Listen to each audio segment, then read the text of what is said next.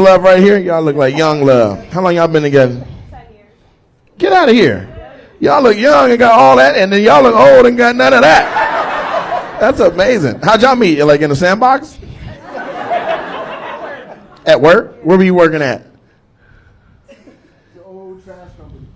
An old trash company? You don't want to say the name of it, or it's actually a trash company? Penn Waste? Oh, so it's literally a trash company. You guys may have missed that. I was trying to figure that part out. And then, how long you guys been building telescopes in your garage? Why do you look like? You look like fucking aspiring astronomers or some shit. So, how long y'all been? 6 years. I didn't even finish the sentence. You asked me, I said, how long you been fucking? I said, how long you been, hanging out? I didn't even get to. He was like 6 years straight, pound for pound, meat to meat. RAW spells raw. I blow her motherfucking back out. Lumbars all over the bed. I'm a fucking savage. Chill.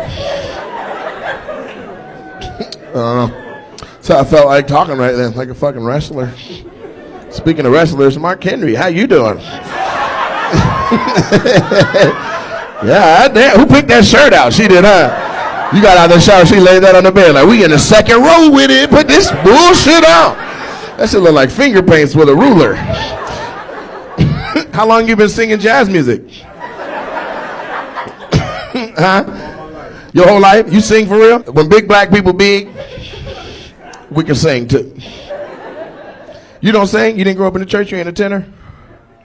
What do you do for a living though, bro? The VP of sales? At a dispensary? Why you didn't say the location during your shit? Biotech. So what y'all making? Children? Analytical instruments. So, glasses. Chromatography. What is that? They use it in CIS. Tell you what baby powder and coke. They tell you the difference between baby powder and hey, you grew up in Delco. You were like, you know what I'm going to do when I grow up? And you sell the or the baby powder? Both. Look, he leaned back. How you doing, ma'am? You own a library or something? Why you look so studious? Ooh, you got a mini skirt on and glasses on top of your head. You like a freaky auntie or some shit. Want me to read you a book? Little Miss Muffet sat on a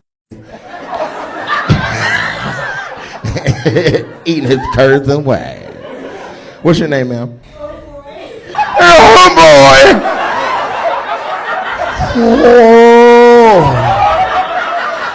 Oh, boy, little Miss Muffet. What's your name, ma'am? My name is Karen.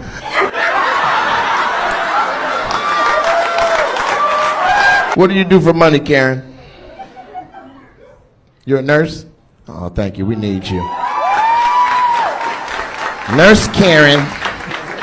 Is this your husband with you? And how you doing, sir? And well, what do? You have very expensive frames on your glasses. Give me $200.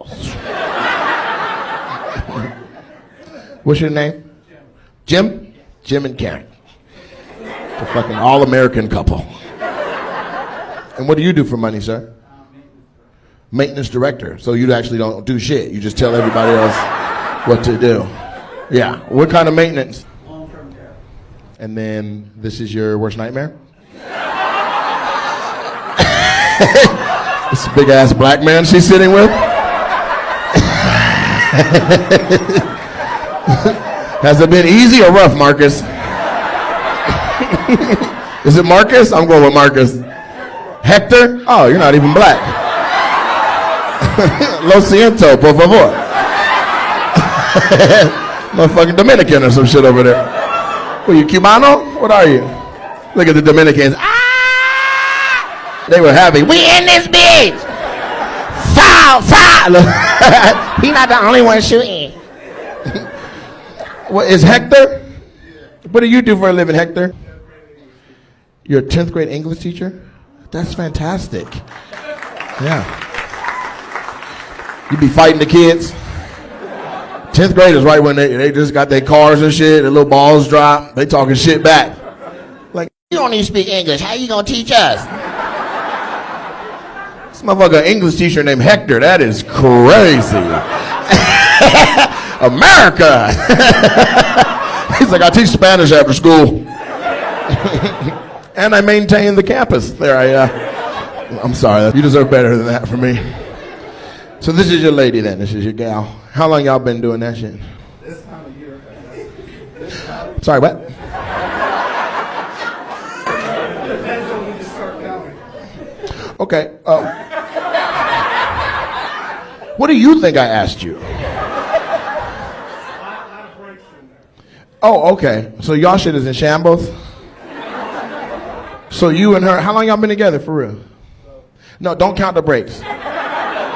Fuck. No one's gonna say that at your wedding. They were like, they've been together 17 years. They don't need to know you did a 10-year jail bid in there. You met in high school and you were friends first? Did she make you wait a while before you got that right out the way? I'm just kidding. Don't answer that. I'm just kidding, Karen. She was like, oh my God. Oh my God. Oh my God. Oh my God. Oh boy. He almost answered me. Yeah, I felt quick, bro. I was in there, baby. Don't answer that, man. You want some smoke? How you doing? You look very well put together. And what's wrong with you? You don't know? Give me a smile. Yeah, you got too many teeth on top. You got a mouthful of back teeth. Your front teeth look like molars. What you do for a living? Hello.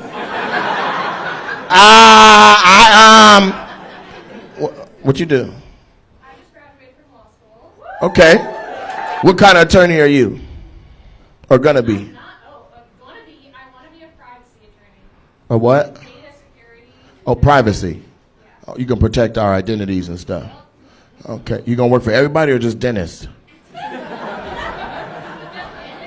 You got some big ass teeth, baby. That's what I'm trying to tell. She's confused. Why a dentist? What? Your teeth got ass, girl. You got some big ass goddamn teeth.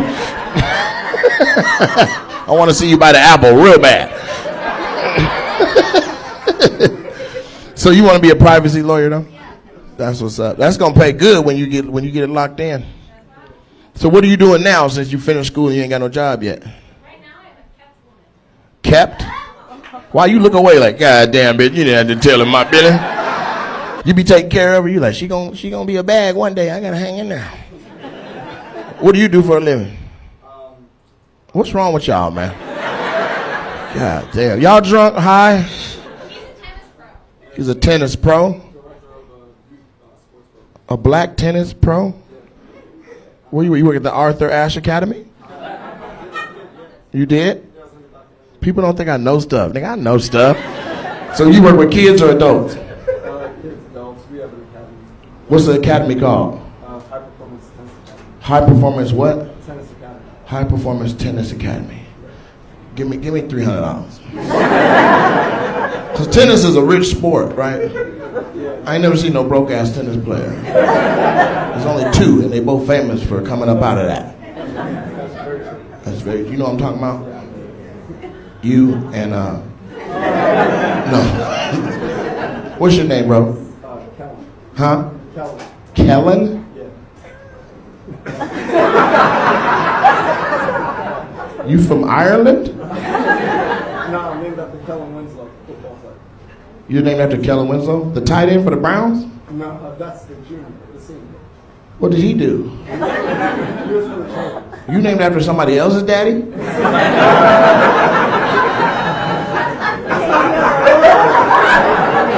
What? The one I know, like, no, that's the junior. I'm actually named after his daddy. Like they don't got the same goddamn name. You named after both of them.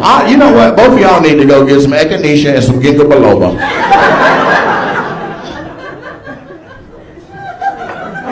It's hard to roast people that look all good and shit. Because whatever's wrong with you is on the inside. I can't see it. He's like, yeah, there's a lot of shit fucked up, bro. Thank you for the honesty, Kelly. He's like, bro, it's crazy, fam. What's wrong with her? She what? She enjoys life? What kind of answer is that?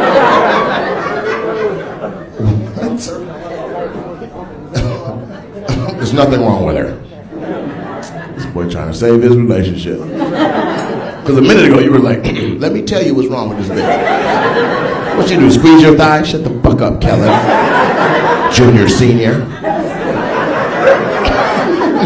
What'd you say, boss? Y'all been married for 6 years? Oh man, congratulations, man. That's cool. You happy? Okay. Are you happy? Yes. Okay. Why you? What was that little pause?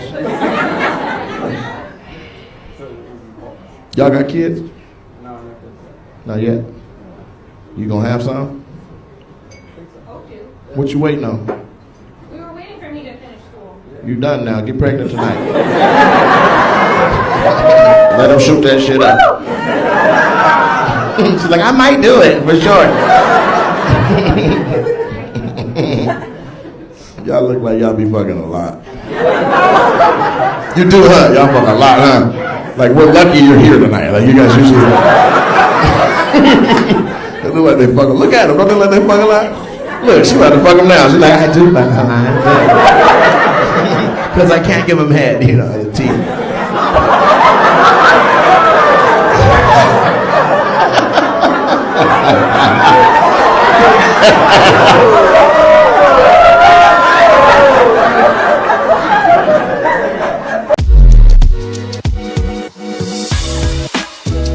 Hey, what's up? I'm Gary. I'm and Nate. Nate's eating Cheez-Its. You know. We started early. Nate, we'll just finish. Wait till you're done. This is the Gary and Nate podcast, brought to you by Cheez-Its. Absolutely. And good and gather. Celsius. And Celsius vibes. And none of these people are our sponsors, but hopefully they will be one day. Fuck with me. Celsius sponsors a lot of podcasts. Do they I see really? him on like Jake Paul, all his people, that type of group. Well, maybe we should That's the best flavor. yeah, you put me on this. The tropical vibe is the best.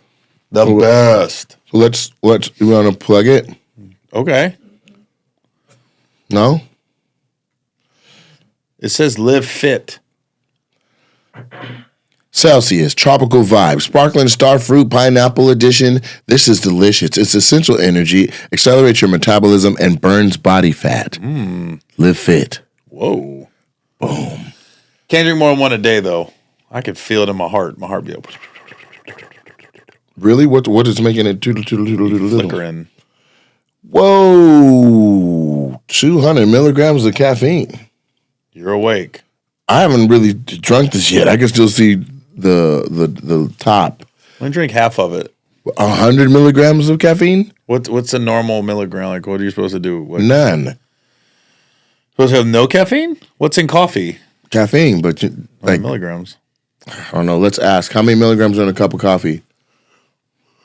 Like, what does that mean? As I'm yawning. And you guys are drinking Celsius. You're not going to yawn if you sip this motherfucker. This got 200 grams. See, I had a Celsius earlier. I can't drink more than one a day. Russell, you shouldn't even be yawning yet. I mean, it's not even. In a cup of coffee? Damn, that's like 3 cups of coffee. Not quite. 95 is almost 100, and there's 2 in here. So it's like 2 for sure. Yeah. Well, how many ounces when you say a cup of coffee? Yeah, how many ounces was the coffee that you usually looked at? 8 ounces. So that's not even like, that's like a full. Yeah, I'm not going to knock that whole thing back, man. That's too much caffeine. Yeah. Hey, Halloween's tomorrow. Where are you going to be? I was thinking about being,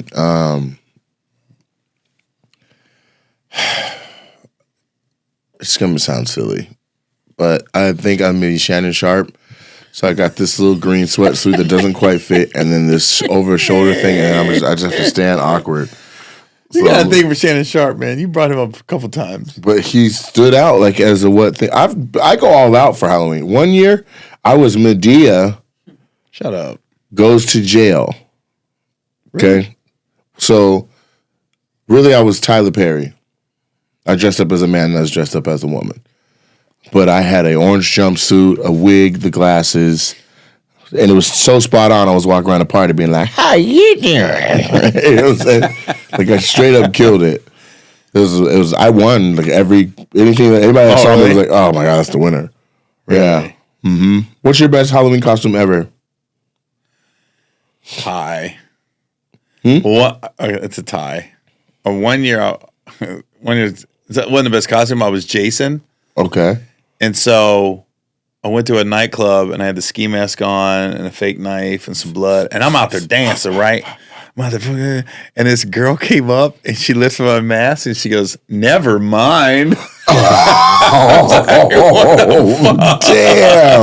But it was, you know what it was?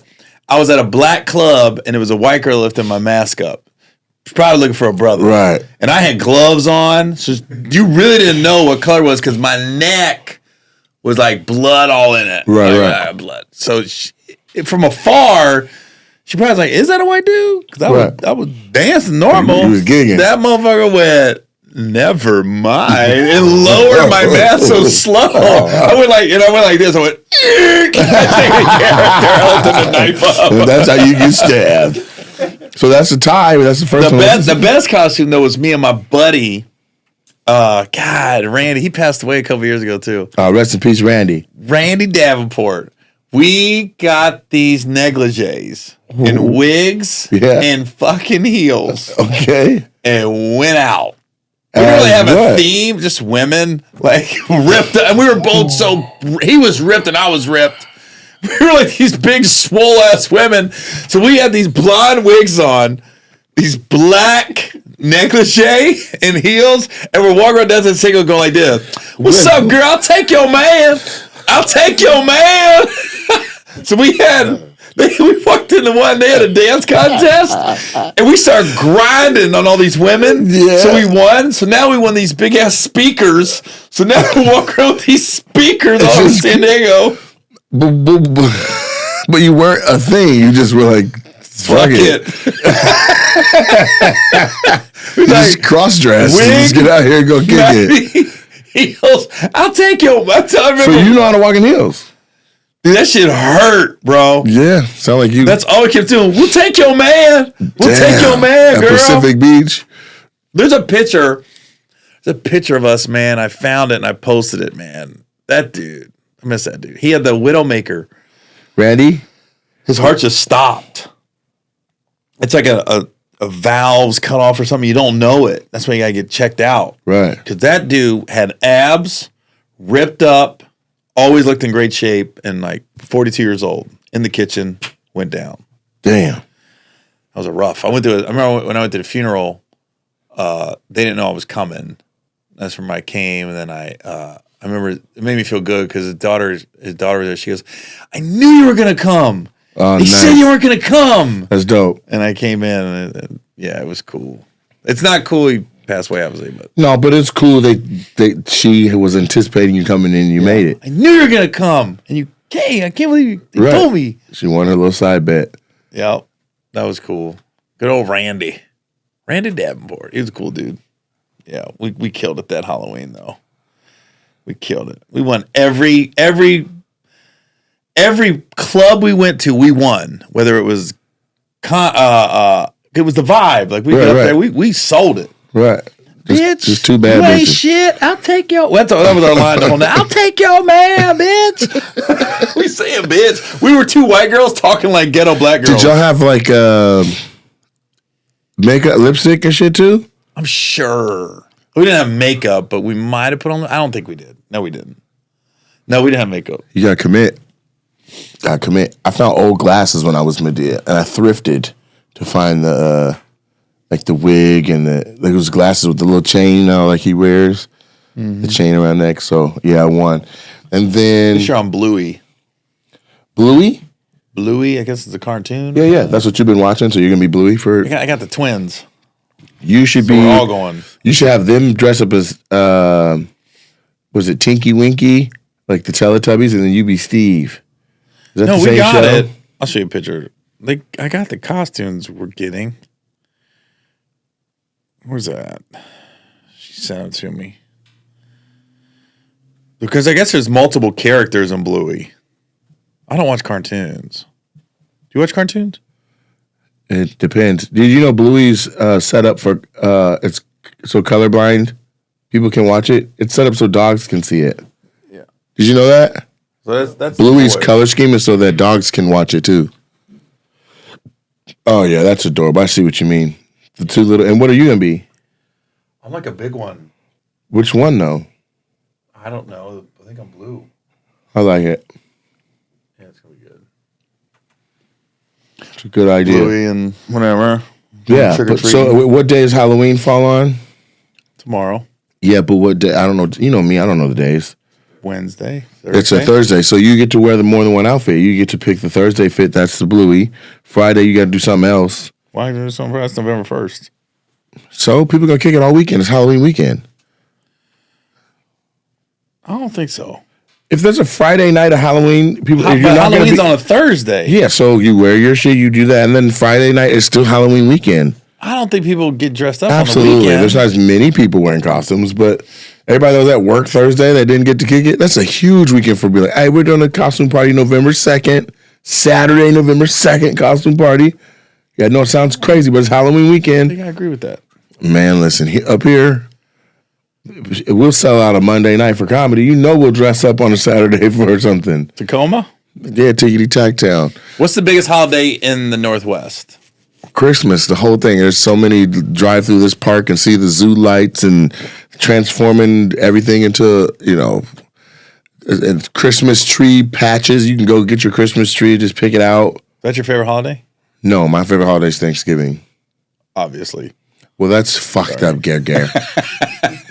Says the man that was eating Jesus as we started. The reason I have the Cheez-Its was to stimulate my face, my mandibles, so that I wake up some.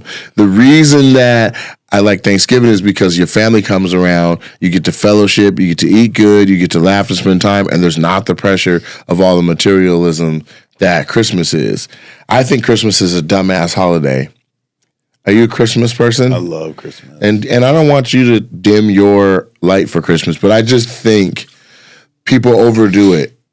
So if you're still Yeah, my girl's trying to spend a lot on tree and ornaments. And no, I'm talking about the people that are like, they take so much pride in how their tree setup is that there's presents halfway through their living room and stacked all the way up to the corner in the wall, and they're starting to buy stuff 2 months ago and everything is wrapped, and they're already just adding to this thing. Like if it's February and you're still trying to fill the void and the hole that Christmas left in your finances, you've done way too much. Yeah, facts. So this is my family's first year of we're going to do Destination Christmas. So we're all going to Mexico. We got like a 8-room, a 10-room Airbnb or something like that. And we're all going to Mexico. And I'm going to go to Italy. well, I don't know if everybody's down to fly that long, but we're going to do Mexico. What part? I think it's somewhere near Cabo. My niece set the whole thing up and we all put in a chunk. And then I threw in I put like 5,000 on it so everybody's chunks was small because I didn't want to lose any of the family members. Yeah. So I was like, if you can't come up with $123, what the fuck? Merry Christmas. Talk about pitching in. I just remember I talked to this athlete one time. I don't want to give his name out. You gotta. I said, what's it rhyme with? You know, it's a rhyme with show? He was black. So he wasn't a hockey player. Okay. He's talking about family members pitching in. Yes. Remind me of that story because he said his sister came to him and said she was short, her rent was due or something, and it was like $10,000, let's say. Right. And she was like, I'm going to lose my house and everything. So he told her, save up as much as you can to the end of the month, Right. and I'll cover the rest. The difference, yeah. And the month came. He said, what'd you save? And she said, nothing. He goes, can't help you. He said, Gary, if she would have saved $1, I would have gave her $9,999. But the fact that she didn't even try, she just said, oh, he's going to take care of it. I didn't give her anything. I said, damn, I didn't even think about it like that. That was a cold way of thinking, too. So she's homeless? I doubt it. But the fact that you're just going to your Well, brother no because way you to know he's learn got that. some money, Yeah. and he's like, yeah, just save up what you can, and I'll cover the rest. She didn't even try. I feel like maybe, I don't know. Who says $1? He just said if she would have saved up the $1, he would have covered the rest. The fact that she didn't even try. How do you handle when people are asking for money? IRS? I have the IRS, bro. I got it. It's my line every time. I owe the IRS. I ain't got I it. ain't got it. IRS taking all my money. I ain't got it. I know you think I got it. I ain't got it. I flew here on a buddy pass. I'm just kidding. Is buddy pass just for black? Buddy pass just for black people? No, it's not just for black people. I've It's only for- seen black people use buddy passes. Because we're the only ones that are like, we'll actually try to bring our whole family on a real trip that needs to be there at a certain day and time. Stand by. Every time only people I've ever heard use a buddy pass are black people. No, you see it every time. You get on, if you watch, like, say you have an assigned seat. Instead of getting on with your group and going first, wait till the end and watch when they're like, we're releasing standbys. You'll see all the people that pop up. No, there's Can't stand those people. I don't mind it. I'm not saying black people. I'm saying anybody that goes on standby, you ruin it because you're like, I thought I had this seat open. Oh, we were just talking about that the other day. You We were took on it. a plane. We were on a plane and there was a whole. So, first of all, this motherfucker Trenton sits down in the wrong seat. Guy gets on the plane. He's like, oh, I'm so sorry. I'm in 7A. And I'm in 8A. I'm in 8B. And the seat next to me is open. So it's actually his real seat. So the guy's like, oh, I'm so sorry. He's like, oh, man, this is an 8. I thought this was 8, man. I'm like, I start, we're having fun on, but when I'm like, damn, you can't read the aisle, bro? I'm sitting behind him. You can't read that. The dude is just like, oh, yeah, what's going on? I'm like, it says right above the seat and it says it on your ticket. You look at your ticket, you look at the seat, and you see where you're supposed to sit. You can't read the ticket, bro? Man, you got to sit down next to me with your mom's hips and shit, fucking up my fun. So this aisle was open on the other side, though. So I was like, hey, if we get ready to go and that's still open, then let me sit over there. And we waited, and people kept getting on and, like, not taking it. And then she just was like, and I hopped over to the other side. I do that on Southwest on purpose. Is it? But it's. I fill up the seat and look black as I But can hold look. on. Isn't it the worst, though, when it's not a full flight and somebody sits down next to you in their assigned seat? Like, you don't have to sit here. Yeah, but The flight's not full. they don't. But sometimes for weight distribution, I guess, they need it. Like, they can't just all be. No, sometimes. Doesn't matter, huh? Listen, I can't stand it when you're sitting there and you're going like this, looking behind you, and there's rows Yeah. that are empty. You really gonna take the seat next to me? Yeah. I've gotten up like, you have this? You got it? And then I went and sat in the open row. The thing about comedians, man, we fly so much. I think one of the funniest things I ever saw was the first time I ever went to Tokyo for one of the military runs. Tamara called me to go to Okinawa See? on like a week's notice. Right. And I'll never forget, they were paying me like $7,000. Right. My flight was like $3,000 coach, because it's like on a couple days notice. Yeah. So I go, all right, I'm still going to go. At that time I needed it, right? Right. I just remember we were sitting on the runway in Detroit and we're not taking off. I'm like, what the fuck is going on? This is a 12-hour flight. We got to go. Right. The captain literally goes, I know you guys are wondering why we're not moving. We're missing one passenger. We have to find him.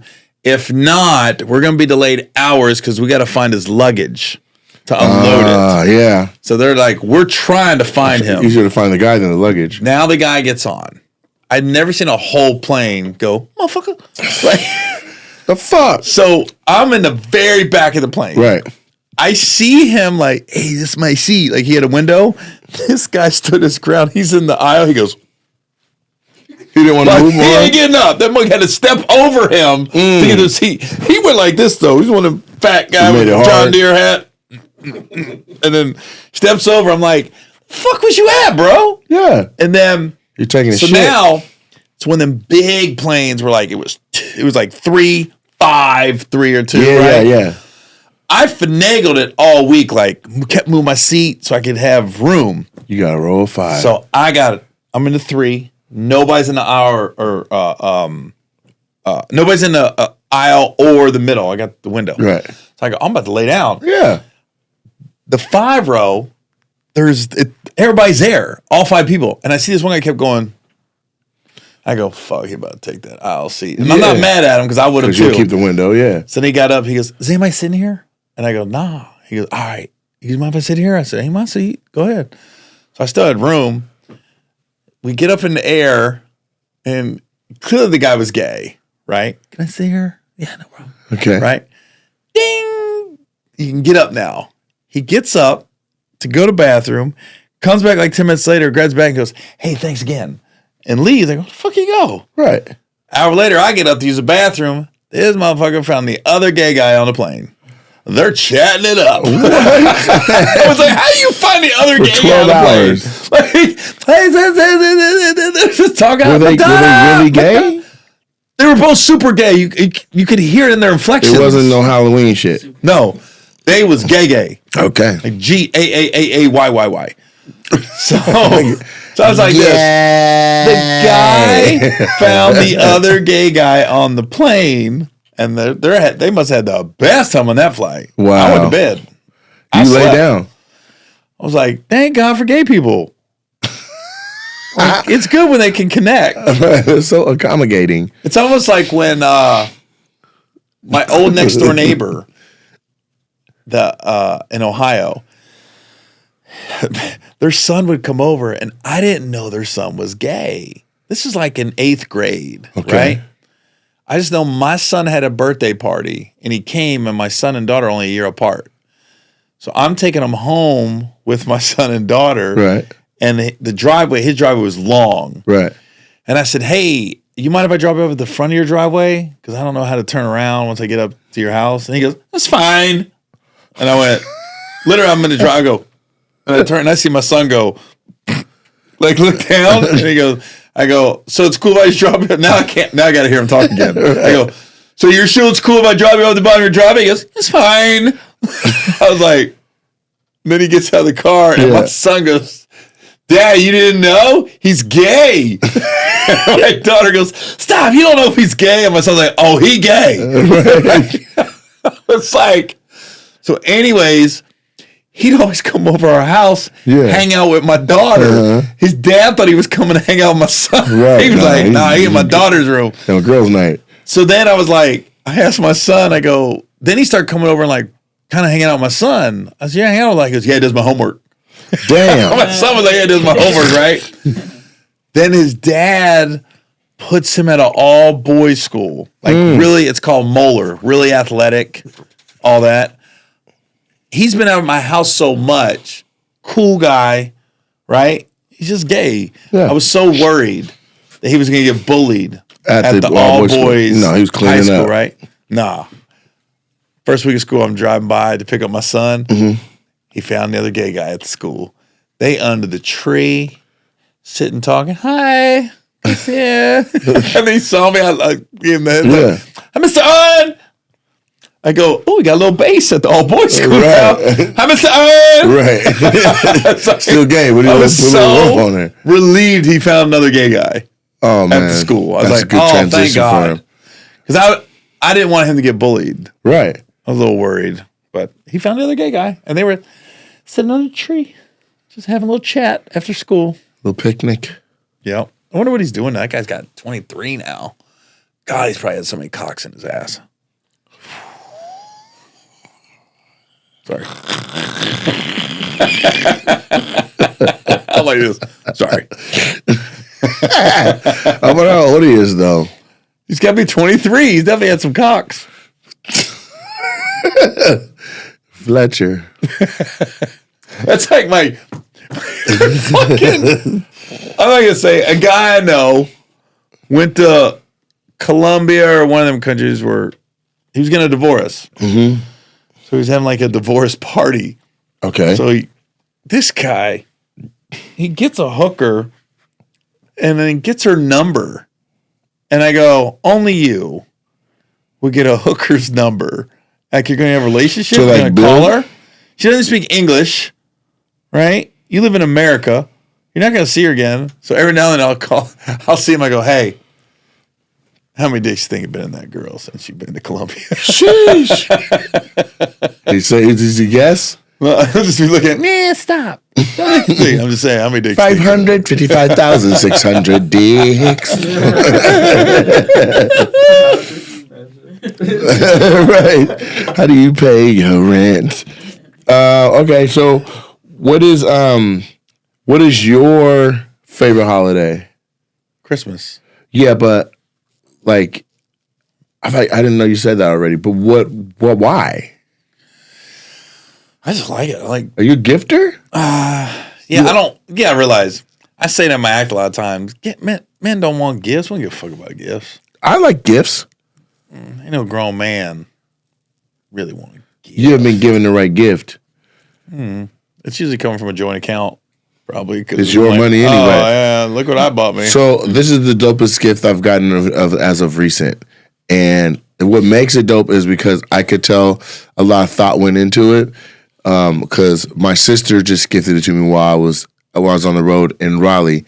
She wanted to give me something to celebrate the second leg of the tour or the YouTube show or something. It was something. She was like, "Let's celebrate this thing." Anyway, so the gift was, it's a cookbook that's empty. Shock.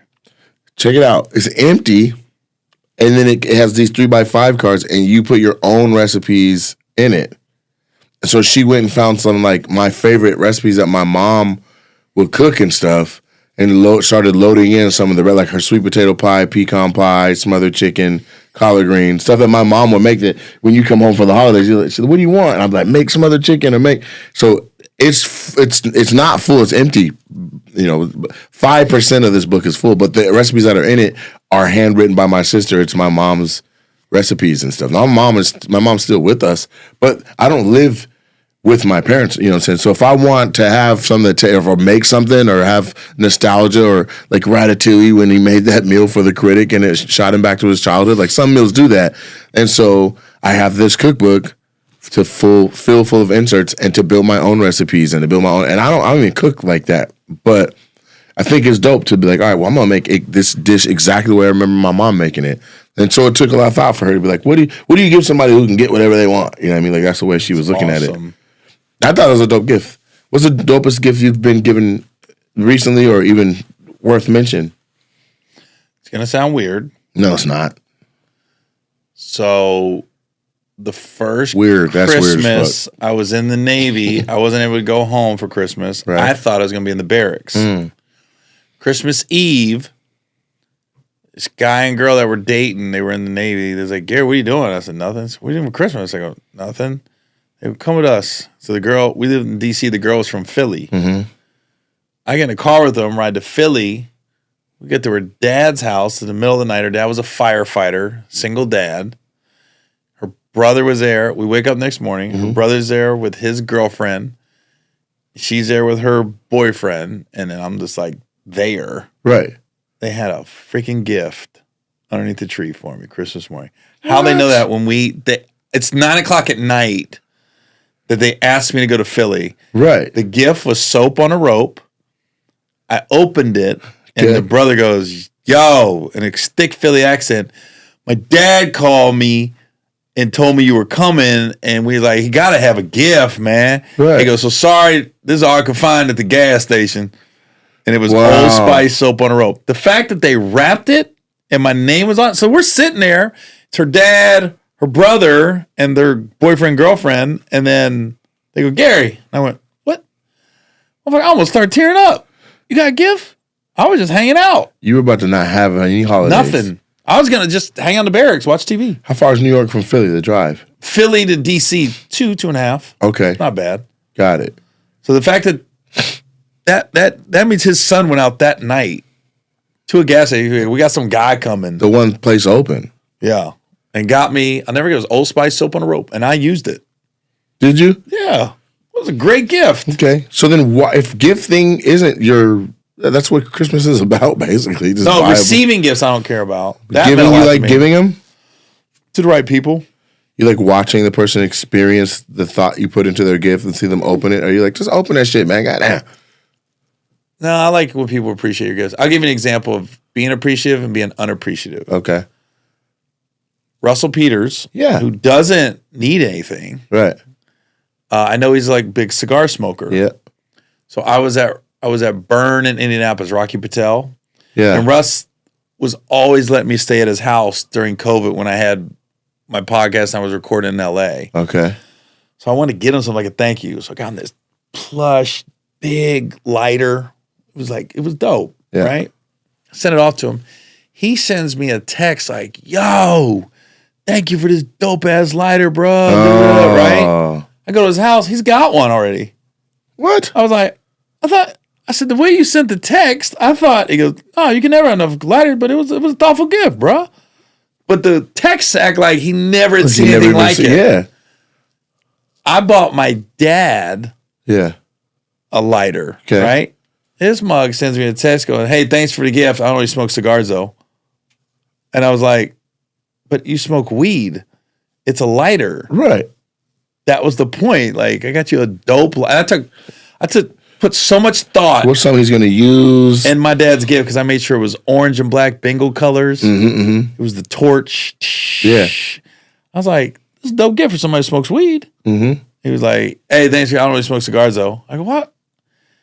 So I got Russell Peters, who's got everything. Right. And I got my dad, who doesn't have that near as much. Right. And Russ sends me the most heartfelt thank you. And my dad was like, yeah, I don't really smoke cigars. Dang. The difference in the appreciation. Right. And so, are you sure Christmas is your favorite holiday? Based on the stories, I'm like, man, you might need to fuck with Easter or something. You ain't never been on an Easter egg hunt? That was off the chain? Yeah, let me think. Maybe Christmas. No, I like Christmas. I like the spirit of it. What's the best birthday you've had? Best birthday present, gift? You ever had a surprise party pulled off on you? I feel like all my stories are Navy. Yeah, a lot of them are. I had a surprise. Do you miss it? Like when you got out, you're like, fuck, man, I don't get to live my full life. Stand up, you don't stand up. You don't get better in life than stand up if you really love stand up. Yeah, but all your memories are from before in the Navy. Well, I think it's just coming of age type shit. So, yeah, they got me in the Navy one year. They took me. My roommate took me out, and then they redid my barracks room, and they just did it real. They did it big. It was a big surprise. It was a big surprise. Okay. So you just walked into your barracks and it was like happy Hawaii birthday. decorations? It was like happy birthday, Gary. Then the bathtub was filled with beer. They put ice in the bathtub and beer. Oh, yeah. So it was like a in-house just dope. Party. I was shocked. Right. They pulled it off. You gotta realize in the military though, like we all we got. Literally. We're all there together. Yeah. So all the little things matter. That's why I think a lot of these stories that I tell, it's kind of taking me down memory lane a little bit. Yeah. More recently, though, my girl, Father's Day, she surprised me. I was in Chicago, and she brought my twins. Oh, that's dope. So my first Father's Day, I wasn't alone. With the kids. Yeah, they showed up. They flew in and showed up. Where in Chicago were you? The Improv in Schaumburg. Nice. And they just showed up. So I was like, that was dope. That is dope. So maybe that's what you like more. You like What? your birthday. You like or is it Father's Day? Because that sounds like a great memory. That's a great memory, Father's Day gift. Yeah, but it ain't Christmas for you. Your stories weren't good enough to support Christmas. The Philly one? No, because Christmas is damn near 2.5 months. Like they're already starting to play Mariah Carey. You know what I'm saying? Like it's October 30th. I know they were playing Mariah Carey 15 days ago. I don't want a lot for like. What's the best Christmas song? I think The Temptations. Silent No, the Jackson 5 Christmas. We don't even open presents without that on. Holy night, all is calm. Yeah. Merry Christmas from The Temptations. That's the best one, I think. And then the one that hits the run and starts singing. That's a good. But so the Jackson 5 Christmas. I saw mommy kissing Santa Claus. That's cool. That we don't even open our Mom's a hoe. Damn. No, Mom's a hoe. Mom's not a hoe. Santa Claus is your daddy. That's what it was. Yeah, my special's on YouTube right now. Sorry, terrible segue. I just felt like saying that. No, it should be randomly said all throughout these episodes. Yeah, Broken Family is on YouTube right now. Yeah. Like if we had sponsors, literally they'd be like, "Hey, what are you guys doing? Go to YouTube, see Broken Family." Let's do a commercial right now. Okay. Hey, Gare, what are you watching on TV these days? I'm watching myself on YouTube. YouTube. Yeah. My TV gets YouTube, and I put me on the TV with my new special, Broken Family. So all you need is a smart TV, and you can go to YouTube's application on it. Yes. And Type you can in watch Gary Owen, Broken Family. And it pops right up. Man, commercial free. I'm going to do what you've been doing on my TV at home, too. Yeah. And so should you. You should like it, comment, and subscribe, or we'll beat your ass. Broken Family, out now. B to the R to the O to the K to the E to the N, space, F to the A to the M to the I to the L to the Y. Hey. Like Timberland. Yeah. That's dope. So I got a question. What you got, Adam Fink? Do you remember the first time that you got laid just off a comedy and that's it? We'll see. You threw the last that's in there. That's it. And I don't know if it was that's it. But I do think comedy put me in the right place at the right time to get some. Share. So when I was an undergrad, I was doing comedy. We would all ride and do these shows around in Washington. Like my homies would come. But there's this city called Walla Walla, Washington. Oh, yeah. We all know famous about for Walla the Walla. onions, famous for the female prison. And I was there at a gig at this place called Barnaby's. And I performed at Barnaby's, and there was this lady in the crowd that was just like laughing at every word, setups, punches. Wasn't even just the punch. Anyway, so afterwards, she's like, where do they have you staying? And I was at like this little rinky-dinky motel, walking distance down. And she's like, do you want me to walk you back to your room or whatever? And I was like, I mean, no, but maybe we just chill here for a little bit, have a drink or two. So we end up chilling, having drinks or whatever, talking. She's cool as fuck. She's semi-attractive, and she just got out of girl prison like the day before. Yes. She's like, can I just be honest? I need some dick. I've been locked up for a few years. I'm like, what was you in jail for? She was like, my ex was beating my ass, and I hit him with a hammer to get him off of me, and I guess I hit him too hard, and so they said it was like just too much, like it was more than self-defense. And the first hit was self-defense, but the next three, I did get carried away. I was like, is he alive? She's like, oh, he's fine. His right side's a little fucked up, but he's fine. I was like, oh my God. I'm imitating him. Am I good? And she's like, oh yeah, no, just don't hit me. We're fine. I was like, all right, fine. Go back to my place at the little room. And I'm telling you, man, like, Whipped out that anaconda? no, it's not an anaconda, it's a garter snake. But that girl exaggerated on that voicemail. But it's a different it's a different sex when it's I ain't had it in 3 years and I needed sex. You know what I'm saying? It made every other sex before them feel like they just were taking the dick for granted. Like, just let me just have some dick. But this was like, I need this dick. Like, I was just like, oh my God. I was watching her enjoy it. I was like, God. Do it again. Which one? The one that don't give a fuck? Need. Yeah, the ones that, girls are like, oh yeah, dick. I can get some more tomorrow. This girl was like, Give me the prison. Oh, you motherfucker. Shit. Why is this sound just two little boys in the background laughing? Yeah, they're chuckling. It's like they snuck in and saw their dad's porn stash, and they're about to go in. This is going crazy out of context. But I'm just saying, just got out of prison pussy is different than I ain't never been locked up, and I don't give a damn pussy. That dick. Yeah, she was like, I need this Needed content. this. I appreciate you. It's like, damn, if I knew you act like that, we didn't have to get them drinks at the club. She's like, I don't want to rush you, but whew, I need this dick. She was saying it while we were doing it. Like, oh, I need this dick. God. You know what it reminds me of? I would think she would have like a drink with a straw, and she's doing this, Nate. I needed this dick. Yeah. There was no straw. Gotta get hydrated. She was saying shit like, I missed you. I was like, what? Wait. I haven't been with you before. She's like, you know what I mean. I miss you. Stop. Hammer time. Right. She's like, like, whoa. It's a different level of appreciation. What about you? I was hoping you wasn't coming to me. You gotta so know in your story. Yeah, that's from getting laid I off. can't share everything because I am in a relationship now. Dog, we all have pasts. I know. In my life, the relationships I have. I got seduced by another comic. How you get seduced? You're a grown ass man. I know. The girl. So I started in San Diego. Yeah.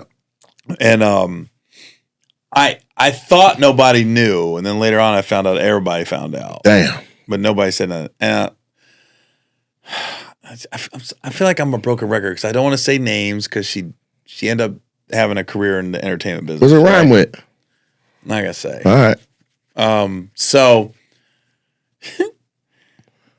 I kind of open mic with people. Yeah. So she goes, "Hey, I got this gig at a casino, and they're putting me up." She goes, "You want to ride together?" She goes, "I don't know if I'm going to stay or not, but I don't want to drive out there by myself and I get too tired." I said, "Yeah, I'll go ride with her." San Manuel, Pachanga. I couldn't even tell you which one it was. Okay. Back then. It was one of them Indian reservations. But you were in San Diego? San Diego, yeah. And we go. She does a show. I just watch it, and then It was she goes, "I'm too tired to drive back." Temecula. I said, "All right." It was Temecula. It was when she Is goes. that the funny lady? No.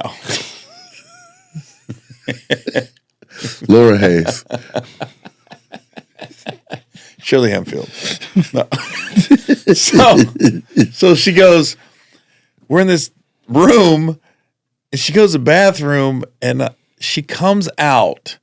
She has nothing on but my shirt. Hey. So I had a button-down shirt that I took off because I kind of wore. I had a T-shirt on. Yeah. I took the button off and put on the chair. I didn't realize she took my shirt. So like Tom Cruise in Risky Business. Yeah. When he slid across the. Yeah. But the girl came out in a shirt at one point, right? Yeah. But no, she came out and she just had the shirt on. I went, what is, and nothing underneath it. And I didn't know she had a body like that. I was like, oh, I didn't know he was holding like that. And she just, no talking, just came over and it happened. And I went, this is awesome. Right. Like this. Yeah, this never happened in the Navy. Wow. Wow. And we end up messing around for a little bit. Yeah. It was on the low, but she did a couple, when I say road gigs, I mean San Diego to Bakersfield. Okay. San Diego to Riverside. I wasn't leaving the area, but we ended up like road trip a lot. And I don't want to say her name because she was cool. Yeah. It was a cool little moment in time that we saw each other. But yeah, when she came out in that shirt, I went, oh, what the fuck? Bro, you're not fucking around. No talking though. Just came out. Like, and I felt like I could see the moon shining through the room when I look back on it. Yeah, that was a wild night. That was fun. Yeah, it sounds romantic. I feel like any man would get swept up in that. Did you ever date a comic? Yeah. Sure did. It's not wise. That's the only one. But I think when you're open mic and it doesn't really count like that. I think it counts. Because, like, you got to see them all the time. After you stop dating them, they're still gigging and doing shows. You're hosting. You got to bring this goofy bitch up. Give it up for the wettest pussy in comedy. She's hilarious. So unique. Give it up for her. She would kill in Niagara Falls. Right. She's that wet. So it didn't end well? No, I mean, it's amicable, but still, it's still awkward to see somebody you don't deal with that. Amicable? Isn't it amicable? Amicable. That's not how I say it. You said amicable. Is that your cousin? I say amicable like you would say despicable.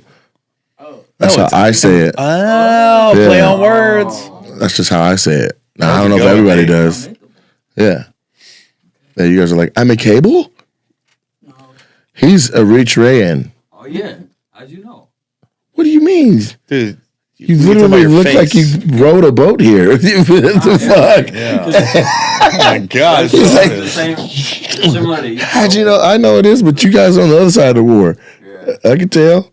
Yeah. Right. He's your relative. He got an Eritrean Somali forehead and nose situation. See how you can see he can be a distant cousin. You see it? Nate. Yeah. Double standard, right? I mean, what? So what that girl did to me, Oh, in San Diego, shit. right? Yeah. Think about it. Yeah. She had been doing stand up longer than me. Okay. So she was the vet. Yeah. I was the new person. She's she a seduced headline. me. You were just Yeah, hosting? she seduced me.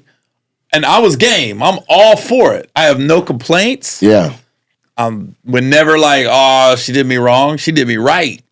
Yeah. If it's the other way around. Isn't that what Louis C.K. got in trouble for? No, he got in trouble for jacking off in a room with people in it. And he told him, I'm about to jack off, and nobody left. So that's what I'm saying. They could have left.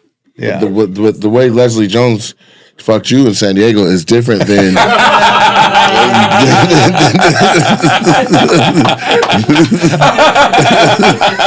Oh, Gary. You know what? They don't get no good dick no more. You dudes got some lip dick. Is she on a Breakfast Club? You said she fit your shirt just fine. That's my girl, man. Can you imagine fucking her? I'd fuck the shit out of Leslie. Shut up. I don't give a fuck. What? Leslie Jones? You know that shit fire. It's untapped. Go on. I'll Yeah. pass. I'm going to do it. She probably passed on me too, but I'm gonna pass. I'm going to do it. Hi, Leslie. I'll do it. Shit, with your little knee brace. It'd be cool if Leslie Jones fucked Robert Powell. That would be, that's, you can't even sanction that fight. Ari Spears and Leslie Jones. I got a question. It's a lot of dark circles.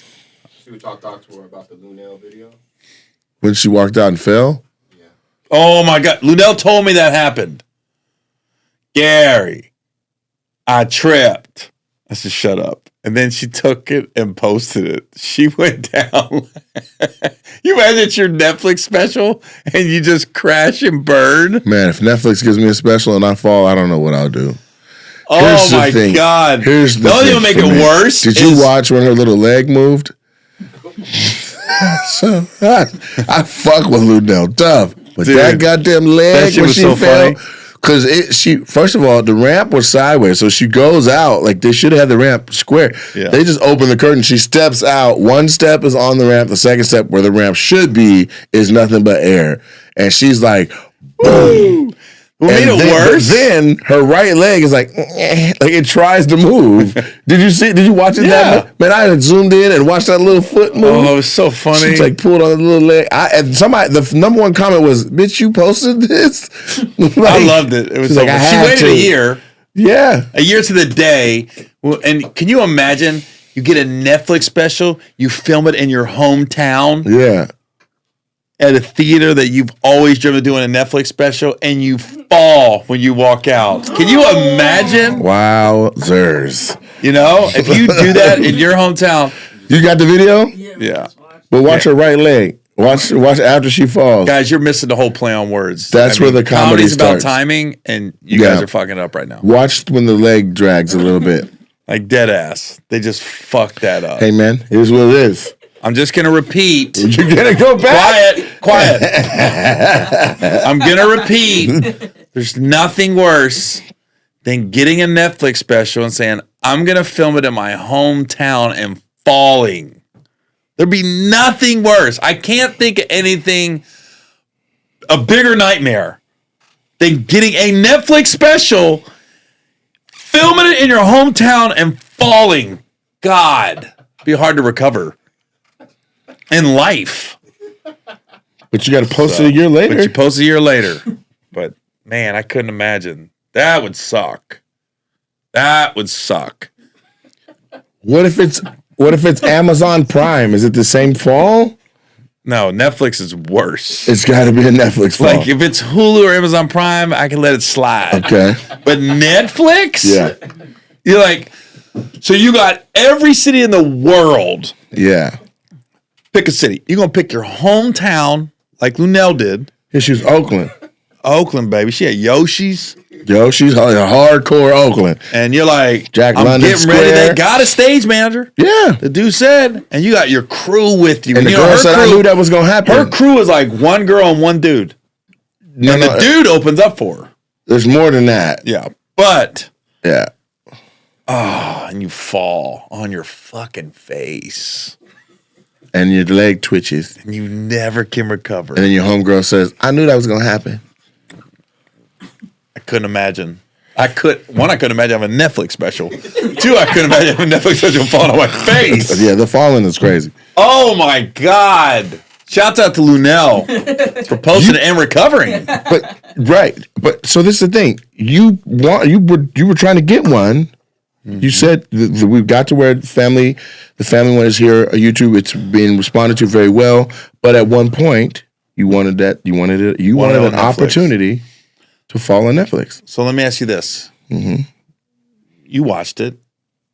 Yeah. Was it Netflix worthy? Hell yeah, it was Netflix worthy. Thank you. Have you watched Netflix and all the different stuff that they have a real diverse palette for comedy. So yeah, it's They have a definitely really trans palette. They have a lot of different, there's different boats and people getting floated and float your boats and, So, yeah, there's something on there for you. Here's what I say. I think that... Fuck Netflix until they give me a special. Then I'm saying I love Netflix. Okay. Yeah. Okay. I have a double standard. Yes. Okay. That's a They choice. don't know talent unless they hire me. Okay, shit. That's how every comic thinks. That's a choice. Every comic's like this. Motherfucker don't know shit. Hey, we're going to give you a special. I changed my mind. They gonna give you one and oil the floor. Let you come out there. But you know what I like about the business of stand-up is like, that's why you can't take any of it personal. And it's why you can't snap on, because you don't know what's going on behind closed doors a lot of times. So the minute I'm thinking they're not messing with me, all of a sudden the next day the new regime comes in, I'm on a podcast saying, fuck Netflix. And new regime's like, I liked him. I want to give him a special, but I'm not going to give him a special. He's banging on Netflix. Because he said that. Boom. But they don't listen to it in context. Isn't the whole festival Netflix is a joke because Jerry Seinfeld said that a long time ago? What do you say? He was like, Netflix is a joke. Oh, is that A long time ago. And then that was like one of the, they have one of his specials on Netflix. And then really? they play that all the time as like a reminder. Like, remember when we were a joke? And so the whole it's not just a Netflix comedy festival. It's the Netflix is a joke comedy festival. Right. I didn't know that. No, that's what, and I could be wrong, so don't hold me to it, but I do believe it was a Jerry Seinfeld quote from early Netflix. Who's the most unfunniest person that's ever gotten a Netflix special? I don't know. Are we saying names or rhyming with our names? I just say their name. I don't know. You seem like who to you then? Mm-hmm. No, you're the one that has names. I think they're all funny. I don't know. I just think if some people. I don't know. I think here's what I do know. I like that Dave Chappelle presented the home team and he gave Lunel, Donnell, and who else? There was one more. The good thing about when you're talking about unfunny specials, Yeah. the thing that's important is they're unique. In what way? You said make it rhyme. Oh, well, if you said yo neek, I'd have got it. The wink got me. I got you. So I'm kidding. No, I'm not. Well, there you go. So that's who you thought was not. What about y'all? You guys are young enough to say an actual name. I love all the specials. He's not trying to burn no bridges. Right. Well, he's small enough to walk under the bridge. I ain't afraid. Joe Rogan. I don't know. I didn't like that one. You didn't connect with You Rogan? didn't like that one? Connect with it. It wasn't funny to me. I'm not saying it wasn't funny, but I think it I had couldn't get moments. past the armpits on the Well, Google the Clips. armpits didn't get involved until like 30 minutes in. I was like this. There was some he was opinionated. He got some stuff off, so I'll say that. But were you supposed to be laughing hysterically? I don't know. I loved No, it's not who you loved. Who you hate? well, I loved Kat's interview, the Club Shay Shay interview. Uh-huh. I was really let down by the special. Well, he just did what he's touring. Did you see him live? I probably would have hit different live, but when you watch it on Netflix, like it doesn't. Specials never hit the same when you watch on Netflix. I don't Good know, ones whatever- do. Broken Family does on YouTube. They hit on YouTube. Yeah, Broken Family hit. Yeah. My special hit. Man, you guys watched Lunel fall and both of you jumped. Yeah. Both of you went, oh shit! Like you could still connect through the fourth wall. Yeah. No, but I'm saying something about the special. Yeah. Especially on Netflix, it takes you out of it. Like, there's so many comedians that I'm like, their special was Everything's better And then live though. live, I love That's it. the beauty of I'll give you the opposite. I saw somebody recently I won't say names. Bomb, and then the special, they look like they The ripped? special blew them up, and then we just did a gig together, and it was like, what? What? Like, they got paid to do this gig, and I'm telling you, with a ski mask and shotguns, they couldn't have went in there and robbed them better than they did. I can't wait till you tell me off air. Yeah, no problem. On that note, we're going to end this episode because I want to know. You guys be blessed. Have a good Halloween. Yeah, make sure you watch Gary's special. Out now on Netflix. Yes. He doesn't fall. At all. Love you, Lunel. Not on Netflix. It's on YouTube. Up with somebody? I'm a good matchmaker. He said, I'm trying to. Are you listening? This part is love. It's gonna be some, but your heart got to be in this part. This is the real part. I'm just trying to kick it. He said, I'm just trying to kick it. Okay, is there any women in here just want to kick it? Exactly. Is he on the screen? Is that why nobody jumped at him? Can you show him? Can you lighten it up? I want to see more facial features. You look like the bad guy from Sonic the Hedgehog. That's Dr. Robot Dick. I'm just trying to kick it. What's your name, bro? I'm gonna hook you up with somebody. I'm gonna try. Chris? Say it again. Chris. You got a lisp?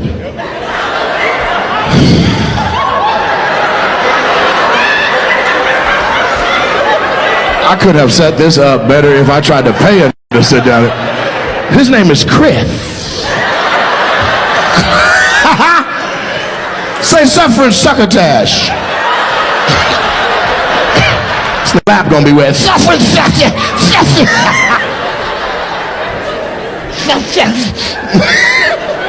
Got that Mike Tyson mouth, huh? What do you do for a living, Chris? Homeless outreach. Homeless outreach? You can't even say your job. Do they take you serious? When you're like, you guys want to get off of the streets? We have some houses out. We have some houses out in the riverside. We have houses out in the riverside. You gotta take the one you gotta get on the freeway, go out on the riverside. You got your houses. They're like, get out my motherfucking tent, bitch. Zip. Oh, that's some bullshit.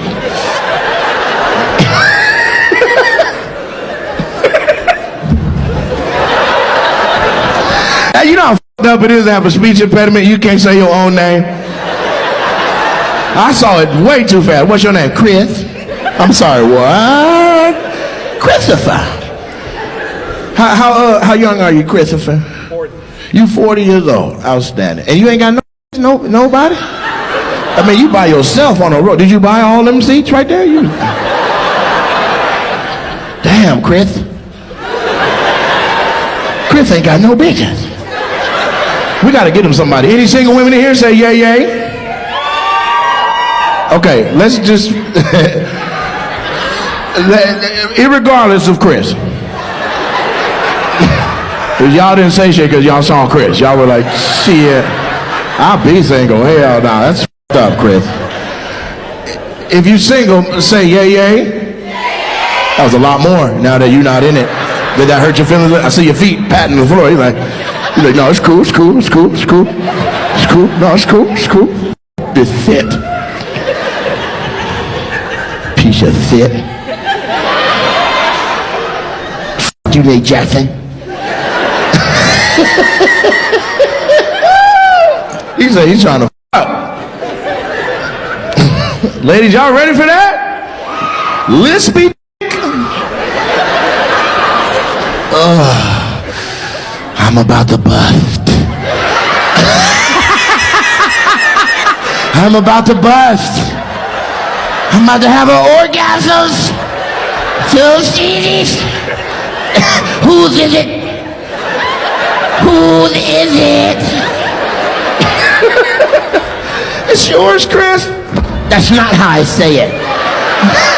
You want me to have a list too? I'm sorry, Chris. No, you deserve better from me than that. I'm sorry. Damn. Homeless outreach. Well, you have a big heart, man. Thank you for doing that work.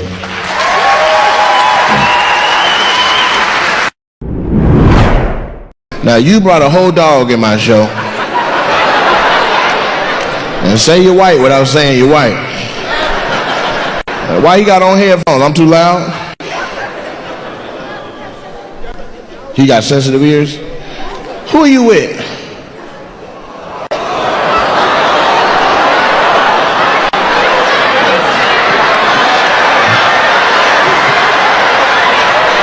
Black people, look at this shit. Black people, look at this shit. Okay? White people, this is shit we be talking about. You crazy as hell. You don't think she kissed that dog in the mouth. That goddamn dog on a whole outfit. What's his name? Lulu? It's a little girl? Is she okay? She gonna show me the... It's a girl, look. Lulu like, bitch, I'll leave. Hey, Lulu. Hey. That's that motherfucker Men in Black. That's Frank. Go ahead and put him back on. I want to be full volume. I love dogs, man. I don't want nothing to happen to yours. Now, does it serve a purpose? It's a service animal, right? What service does he provide? She. PTSD, post-traumatic, sucking that. Ooh, that the old auntie up. Okay, auntie, I see you. Little church lady. She was like,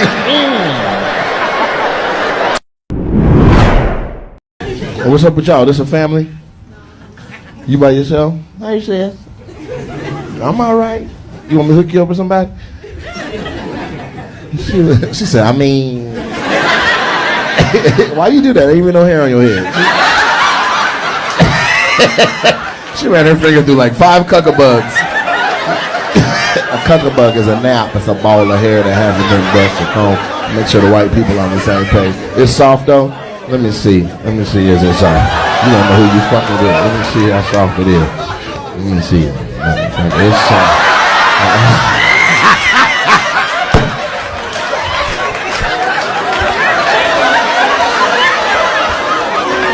Please tell me you got when I jiggled her head. She took it too.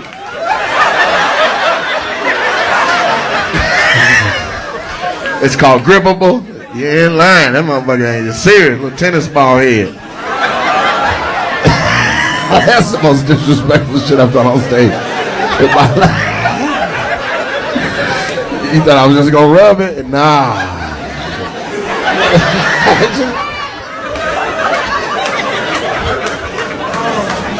What's your name, Grip? Huh? Rihanna? Nice to meet you, baby. Do you want me to hook you up with somebody? Or we go together now that I grabbed your hair like that? She said, oh, most definitely, I bet.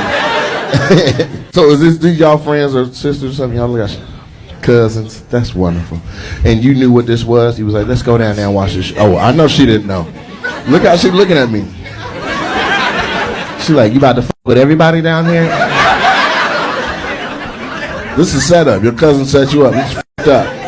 Just so you know, when she bought the tickets, this is called the roast zone. Like, bitch, you got me in the roast zone. I'm in a zone for getting roasted. You know I don't want nobody talking about me. It's your birthday gift? Happy birthday. How young are you? 33? Girl, you look good. Got good skin and shit. Mm-hmm. What you be putting on your face to keep it so smooth? Vaseline? That's it? That's an old school secret. That's the second time I heard that. I had this Uber driver. She looked like she was 28. She was like, you know, I'm 77 years old. I was like, God damn, what you put on your face? She was like, Vaseline. We always do that. I said, I bet you got the plug, huh? You got the big tub.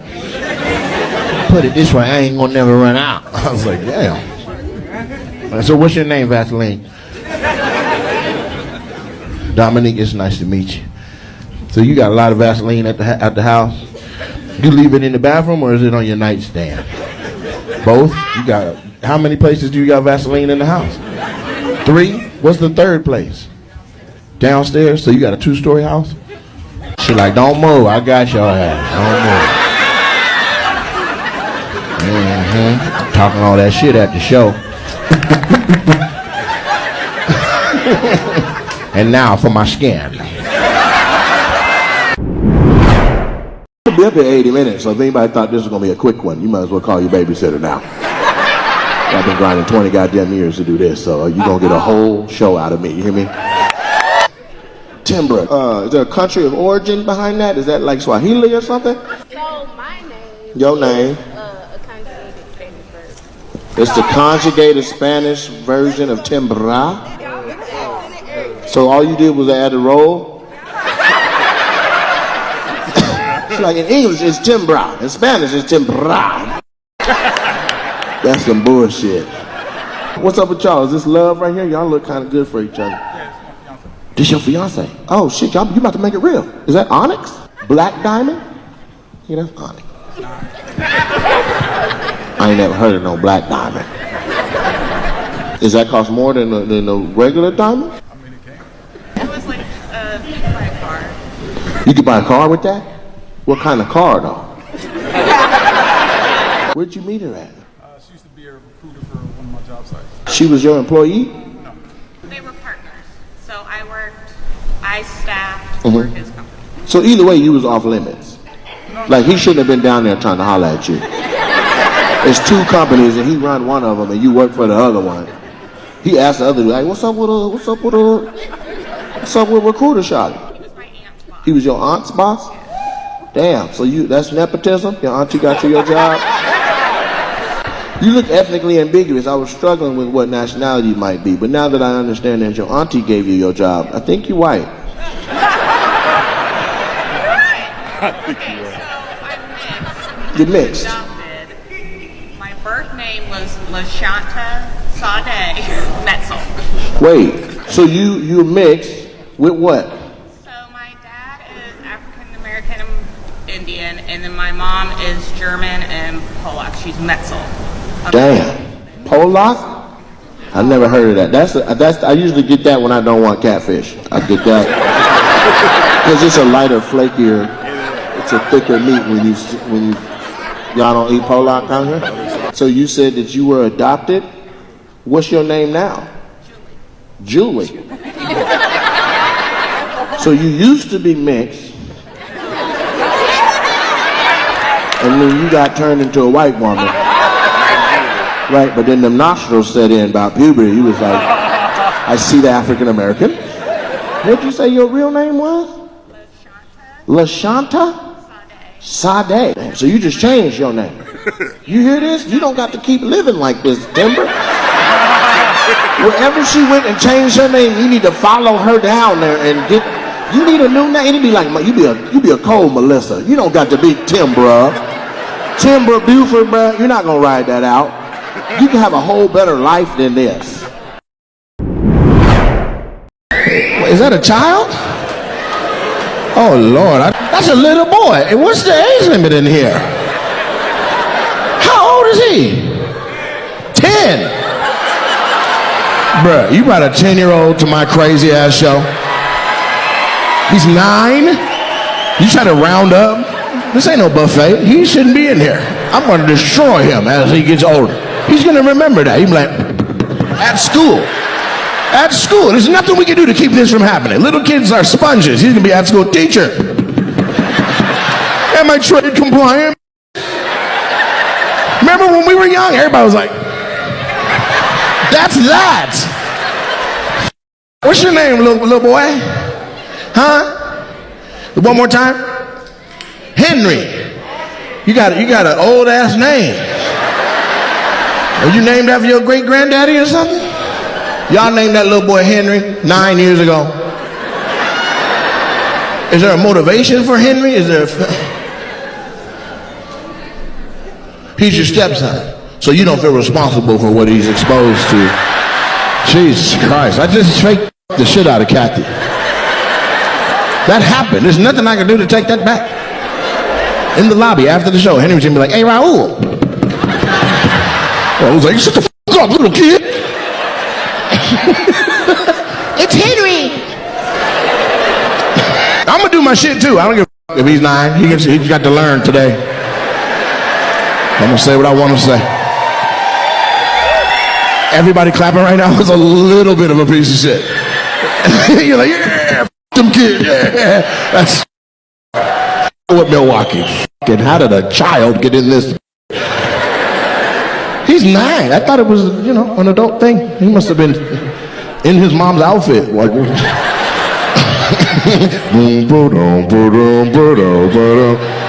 I think that lady had a kid on her. No, she didn't have a kid. She got big ass legs. So Henry, what grade are you in? 3rd.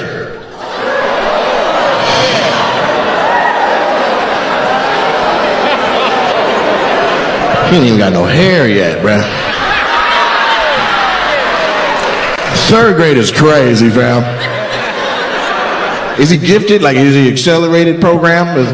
Okay, so he's 9, but he thinks like he's a little older than that. He talks like he's grown. I'm just trying to salvage this. Who the fuck brings a 9-year-old to a Nate Jackson show? You got to be. Henry, do you watch my stuff? Where'd he go? Oh, I lost him. He's that little. I'm sorry. Jesus Christ. I was looking 2 seats behind him like, he's gone. Where'd he go? Henry, you watch my TikToks and shit? This is your first time being here or out of the house in general? How come they didn't just leave you at the house and turn on Fortnite? Like the rest of these responsible parents. So this your step baby. Who's the dad? Where he at? You left your husband at home and grabbed Henry. Is this the outcome of a heated argument? Your husband was talking shit. You're like, mother, I don't have to take you. You got 2 tickets. So what the fuck are you gonna do? Henry, get the fuck up. Let's go. Get the fuck up, Henry.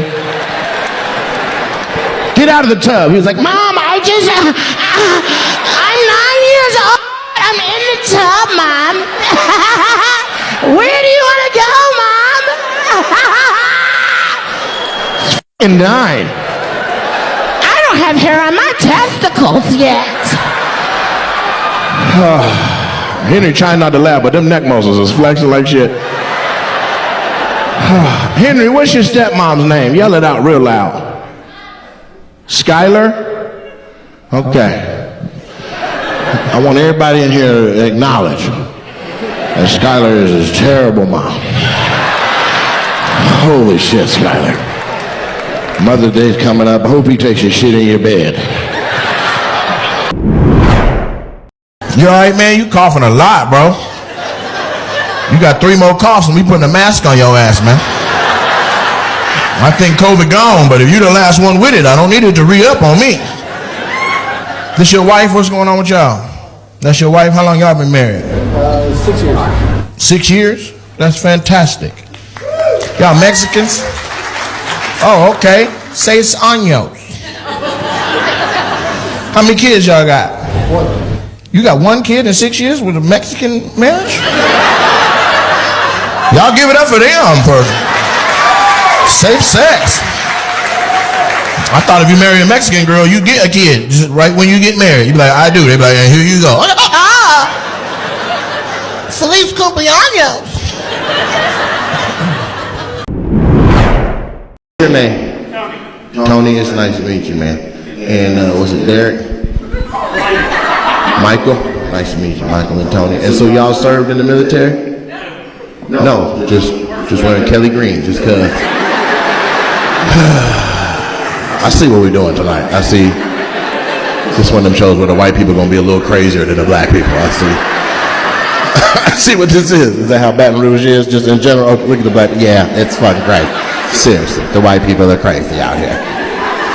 So Tony, what do you do for a living, man? Yeah, but that's not specific enough for the type of engagement that we're having in front of over 1,000 people. It's your ugly ass. You work for who? The Department of Justice. Doing what? I'm a special agent. I investigate investigate fraud and abuse of elderly people. Oh shit. You investigate fraud and abuse of elderly people? Well, don't watch the last video I posted because I abused the shit out of that old man. But I thought, because of the wristband, I'm like, that's what he want, baby. Shit. And so what do you do, Michael? You work for the sheriff's office? So you the police. Why didn't you say that instead of the way you said it, like you might be like a secretary or some shit? You're a goddamn cop, sir. Now I'm nervous. I don't know about everybody else. Shit. Make sure I ain't doing nothing I ain't supposed to be doing. I'm not finna drink all of that and drive. You do look like you drink though. Is that a thing? Look, he's like, he be f***ed up, bro. You ever get fucked up with him and drive home from the bar and you turn the lights on? They're not gonna pull us. So you work for the sheriff's office. That means you a sheriff too, huh? Hello? Why are you answering me all slow and shit? Are you inebriated? Have you had more than 2 drinks this evening? Look at the light, motherfucker. Yeah. That's what y'all bitch asses be doing to us. Look at the light, Michael!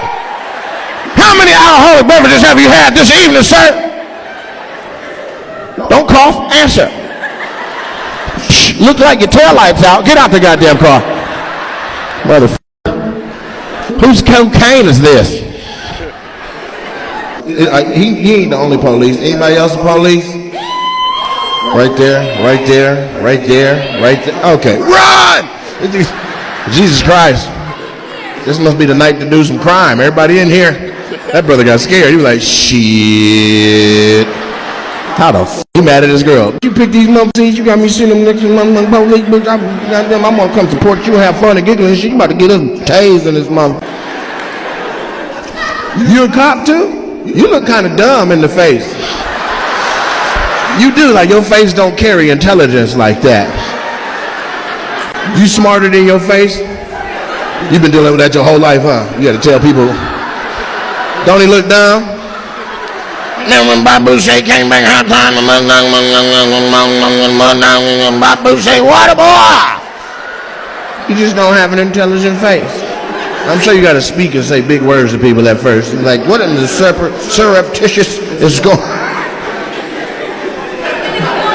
He's gonna kill you and get away with it. You better stop yelling out.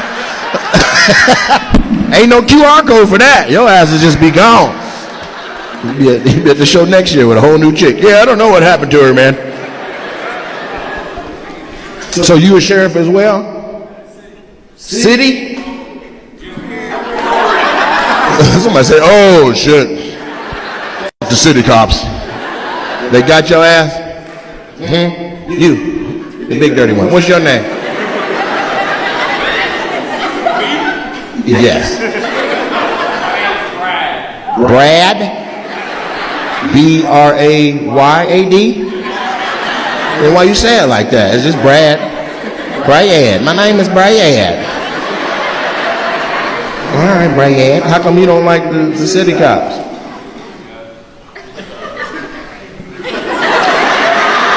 No, go and tell this whole room of people. There's only 14 cops in here. Go ahead and tell them. I don't even know what we need security for. Y'all can go home. There's enough police in here to f*** around in Montgomery. And this folding chair. So you a cop too? You must do the paperwork. You don't look like you chasing no niggas down. You look like you look like you read hella fast. You have the right to maintain that.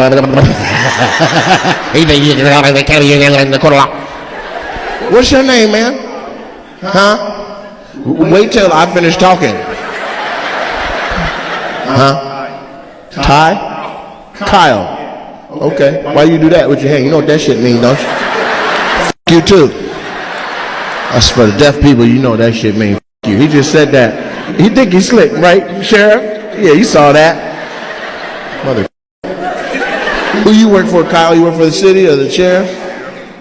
So you know him? Oh, there's more than one sheriff office down here? Why? It ain't that big down here. Y'all only need about 2-3 of them. Look, shit, it's Baton Rouge. I can't even see who said it, but it sounded like black girls. Shit, period. We need them. Gotta hurt Baton Rouge, bitch. It's Boosie weekend. You got us up. It's Boosie weekend, bitch. Mardi Gras tomorrow. We need all the pow-pows. Do you remember when you first seen that it wasn't there no more? And like what emotion was connecting to where it might be? No, just for the sake of me trying to hang on. What happened? So you got up one morning and you got out the shower and you wiped the fog off the mirror. You were like,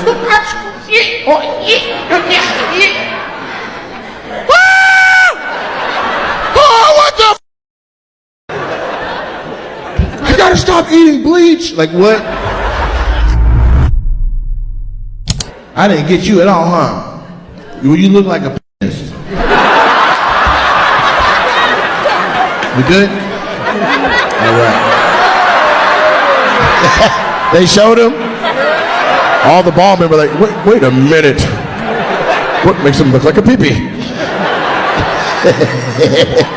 What's your name, pee-pee man? I could guess it?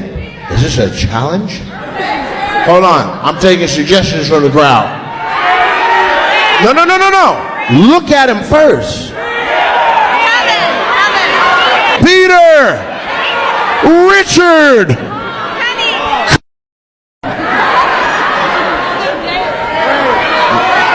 How many syllables is it? One?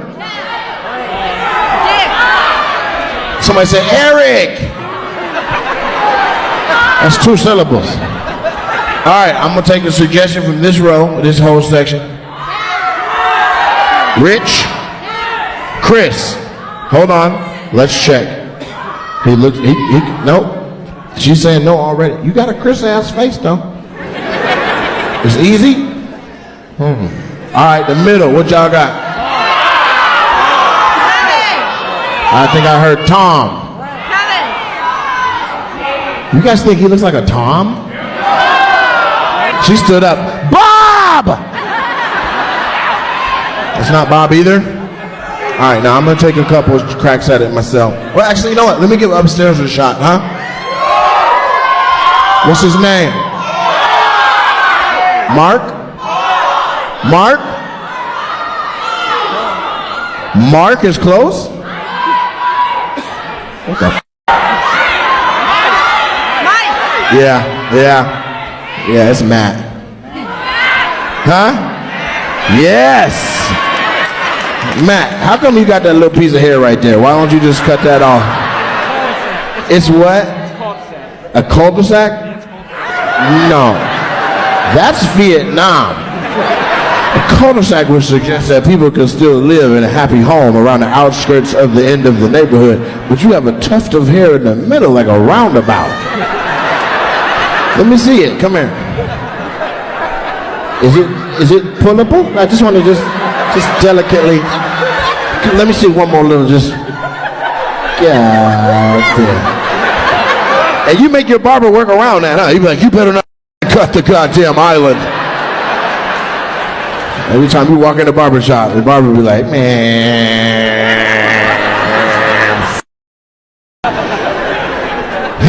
Come on, Matt. Sit your bald ass down.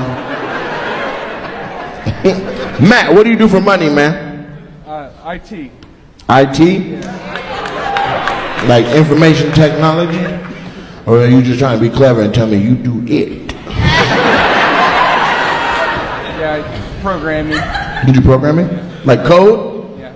Get out of here. So you work in the dark. I was born in the dark. You really? Okay. For who? A law firm. A law firm? Do you guys recognize him? You're like, not without a hat, bro. What the f? Jesus Christ, Matt. Who do we need to sue? Nair. Sue Nair. thought it was hair gel. How long you been like that? Because this doesn't seem like it just happened overnight. Like you've been waking up with patches of hair on your pillows. And what's crazy is your arms are the hairiest arms I've seen since Teen Wolf. Can you see? Hold your arms up so they can see how hairy you are. Hold it up for the camera. Look at how hairy he is. He got hair everywhere but where he really, really wants it. Damn. Long time. You really look like a pee-pee though, like. You love him like that? Really? Look at all the women. It's Ohio. We love who we love. Kids. Whether they look like it or not. You ain't the only kid here. We met one earlier. I used to have a lot of hair. You used to have long hair? I used to have a lot of hair. You had a lot of hair? What happened? It was thick. It was what? It was thick. It was thick? It's wrong. What happened? You had stress? That's from, your head looks like that from worrying? Do you remember when you first seen that it wasn't there no more? And like what emotion was connected to what, where it might be? No, just for the sake of me trying to hang on. What happened? So you got up one morning and you got out the shower and you wiped the fog off the mirror. You were like, what the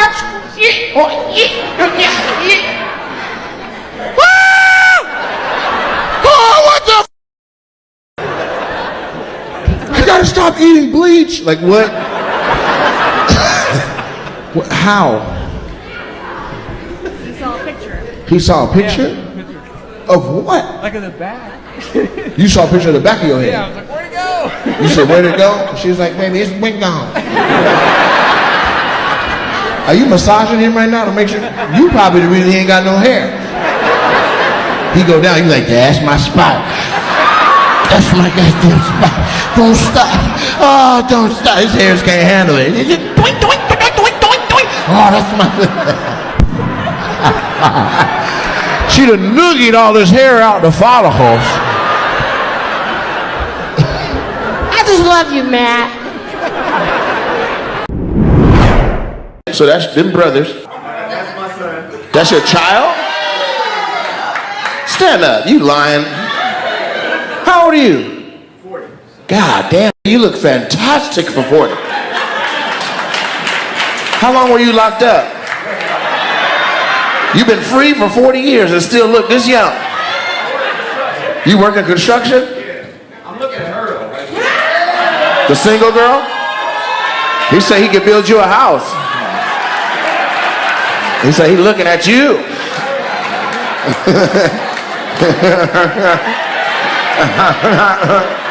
Let's run it up one more time. How old is your son? 22. How old are you? 30. She's right in the middle. She can pick. She's stopping at all the rooms in the hallway. Both y'all come out. Hey, what's up with y'all? This a family? You by yourself? How you say? I'm all right. You want me to hook you up with somebody? She said, I mean... Why you do that? Ain't even no hair on your head. She ran her finger through like 5 cuckabugs. A cuckabug is a nap. It's a ball of hair that hasn't been brushed or combed. Make sure the white people on the same page. It's soft though? Let me see. Is it soft? You don't know who you fucking with. Let me see how soft it is. Let me see. It's soft.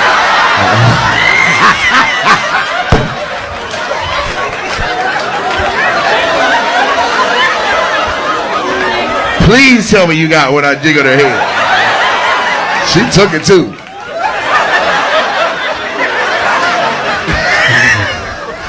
It's called grippable. You ain't lying. That motherfucker ain't serious. Little tennis ball head.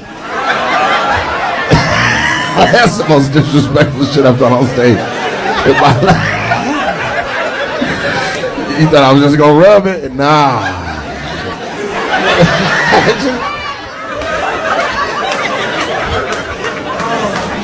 What's your name, Grip? Rihanna? Nice to meet you, baby. Do you want me to hook you up with somebody? Or we go together now that I grabbed your hair like that? She said, oh, most definitely, I bet. So is these y'all friends or sisters or something? Y'all look cousins? That's wonderful. And you knew what this was? He was like, let's go down there and watch this. Oh, I know she didn't know. Look how she's looking at me. She like, you about to f with everybody down here? This is setup. Your cousin set you up. It's f***ed up. Just so you know, when she bought the tickets, this is called the roast zone. Like, bitch, you got me in the roast zone. I'm in a zone for getting roasted. You know I don't want nobody talking about me. It's your birthday gift? Happy birthday. How young are you? 33? Girl, you look good. Got good skin and shit. Mm-hmm. What you be putting on your face to keep it so smooth? Vaseline? That's it? That's an old school secret. That's the second time I heard that. I had this Uber driver. She looked like she was 28. She was like, you know, I'm 77 years old. I was like, God damn, what you put on your face? She was like, Vaseline. We always do that. I said, I bet you got the plug, huh? You got the big tub. Put it this way, I ain't gonna never run out. I was like, damn. So what's your name, Vaseline? Dominique, it's nice to meet you. So you got a lot of Vaseline at the house? You leave it in the bathroom or is it on your nightstand? Both? You got how many places do you got Vaseline in the house? 3? What's the third place? Downstairs? So you got a 2-story house? She like, don't move. I got your ass. Don't move. Talking all that shit at the show. And now for my skin.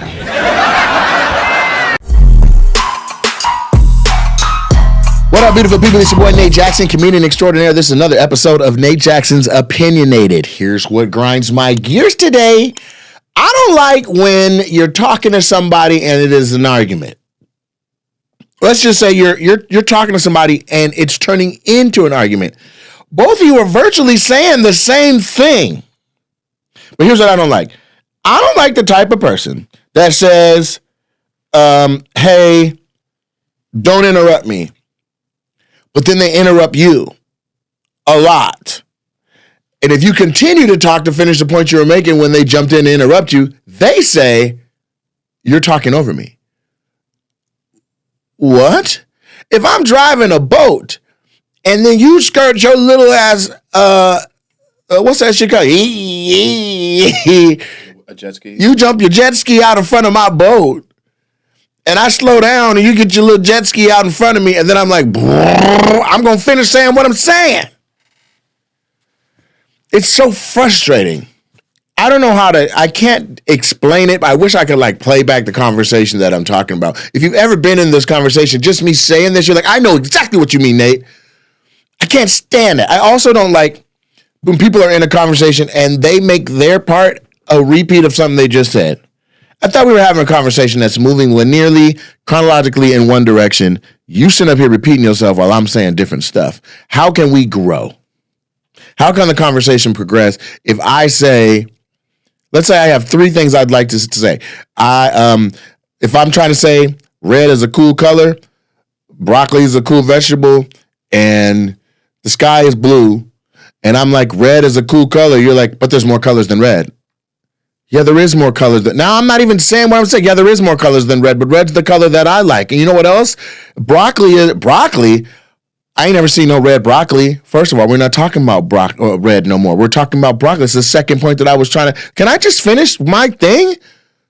Red's a cool color. Broccoli's a cool vegetable, and sky is blue. Oh, see, you just gonna mow over me? What about what I got to say? Hey, the sky is blue was the third thing that was the last thing I was saying. You most definitely have the floor. This one's huge. I don't even want to talk no more. What? The whole time you've been trying to get a word in edgewise in the wrong spot with no respect to what I'm saying, mowing over me, then when I say what I'm trying to say, you say I'm disrespecting you.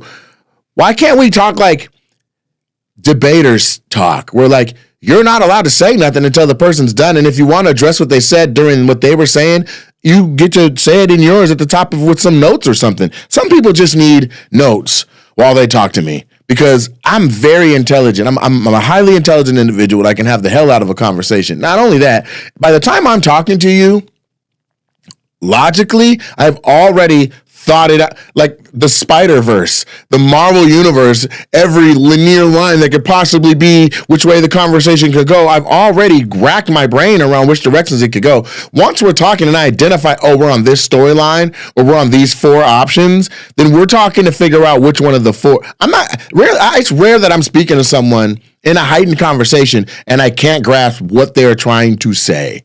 That it's going over my head, that I'm having an epiphany during them speaking. Most of my conversations that are heightened like that, I'm having to use a lot of patience because the person is passionate, but they ain't saying nothing that I don't already know. And that's a hard disposition to be in a conversation, but I'm giving you the respect to say this shit that I already know. To me, I done already thought about it. Got it. I would like to talk to somebody who thinks that same exact way. I've already considered what you're saying. And then somebody will turn around and be like, you don't listen. Listen. Not only have I listened, I have cognitively reasoned. I have logically cogitated all options that this may possibly be. I'm having a well-rounded conversation with you. I can't get out what I'm saying that is actually new developments and that will lead to epiphanies for you. I hate talking to people that while you're talking to them, all they're thinking about is the thing they're going to say next. That's not a legit conversation. You need to have a blank palette while I speak. So while I'm talking, what I'm saying is being laid down like brand new words on a blank page. You can assess what I just said. I don't even mind if somebody goes, hold on, let me process. And then speak. That's true listening. But thinking of your next talking point, and it's an extension of the last talking point you made, absolutely makes what I say in between those two things null.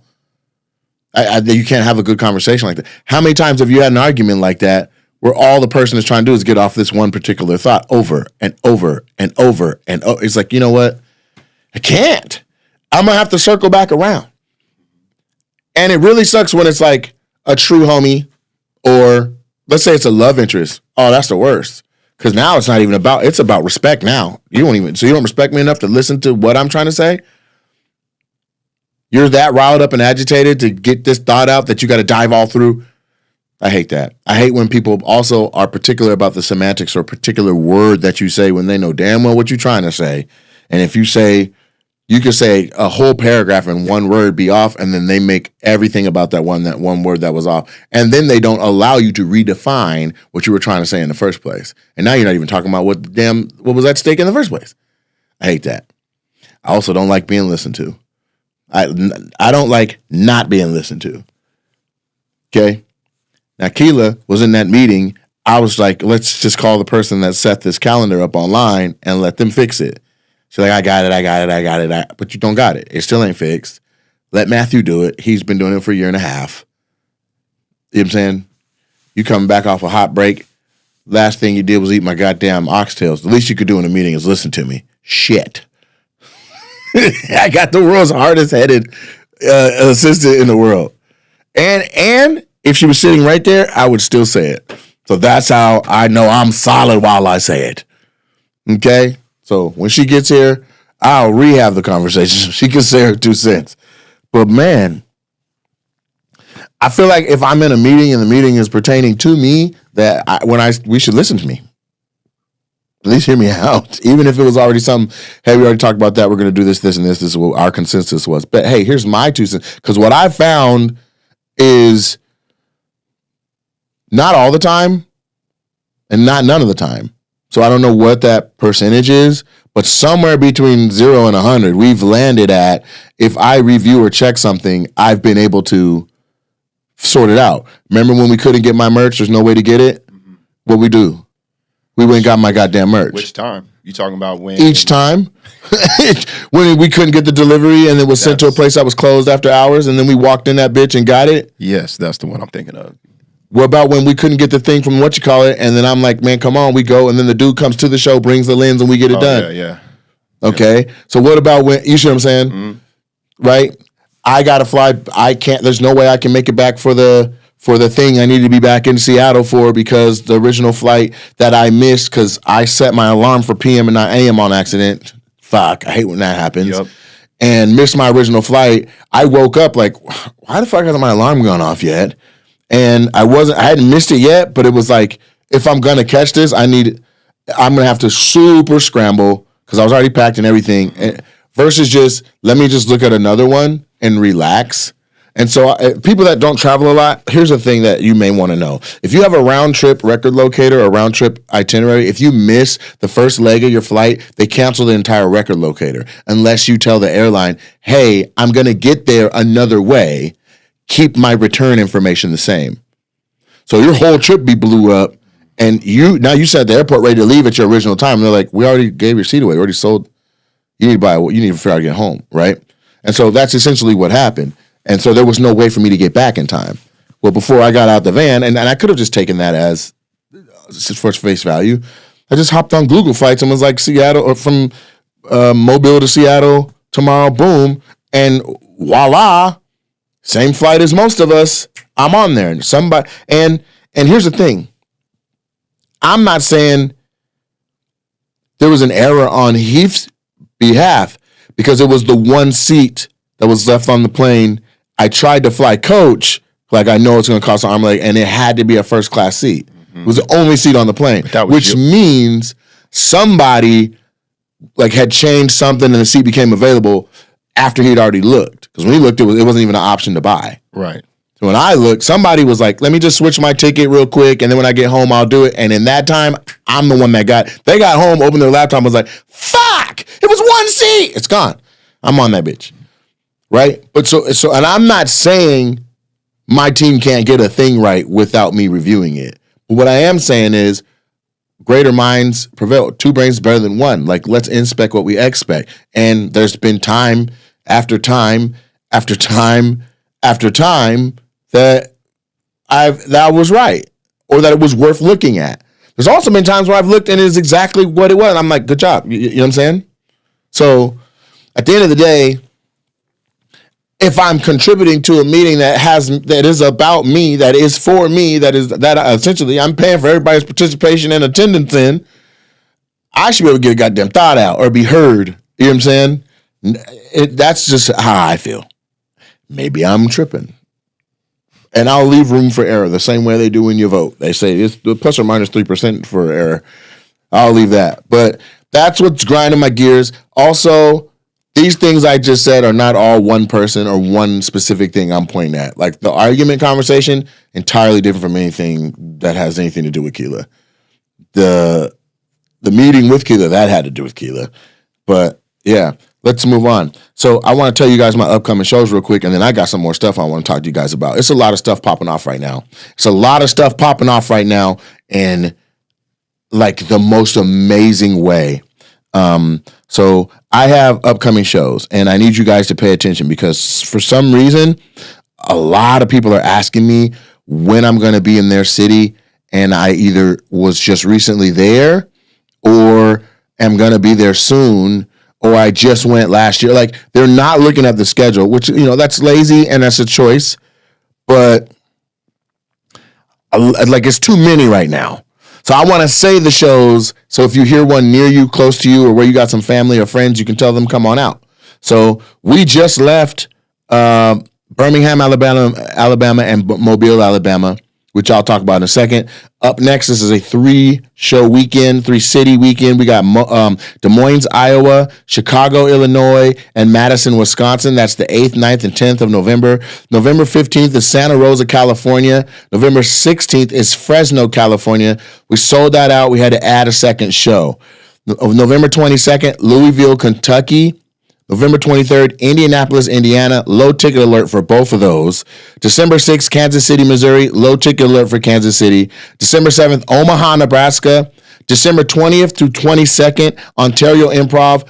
Low ticket alert. There was 5 shows on sale. 3 already sold out. I added an extra one. The 2 before I added were already crazy sold. If you go on their website, they have when you go look at the tickets, it says on sale. It says low tickets or almost, it says almost sold out, or it just says sold out. from now until like March of 2025, I'm the only act that says almost sold out of everybody coming to the club. That's how hot things are right now.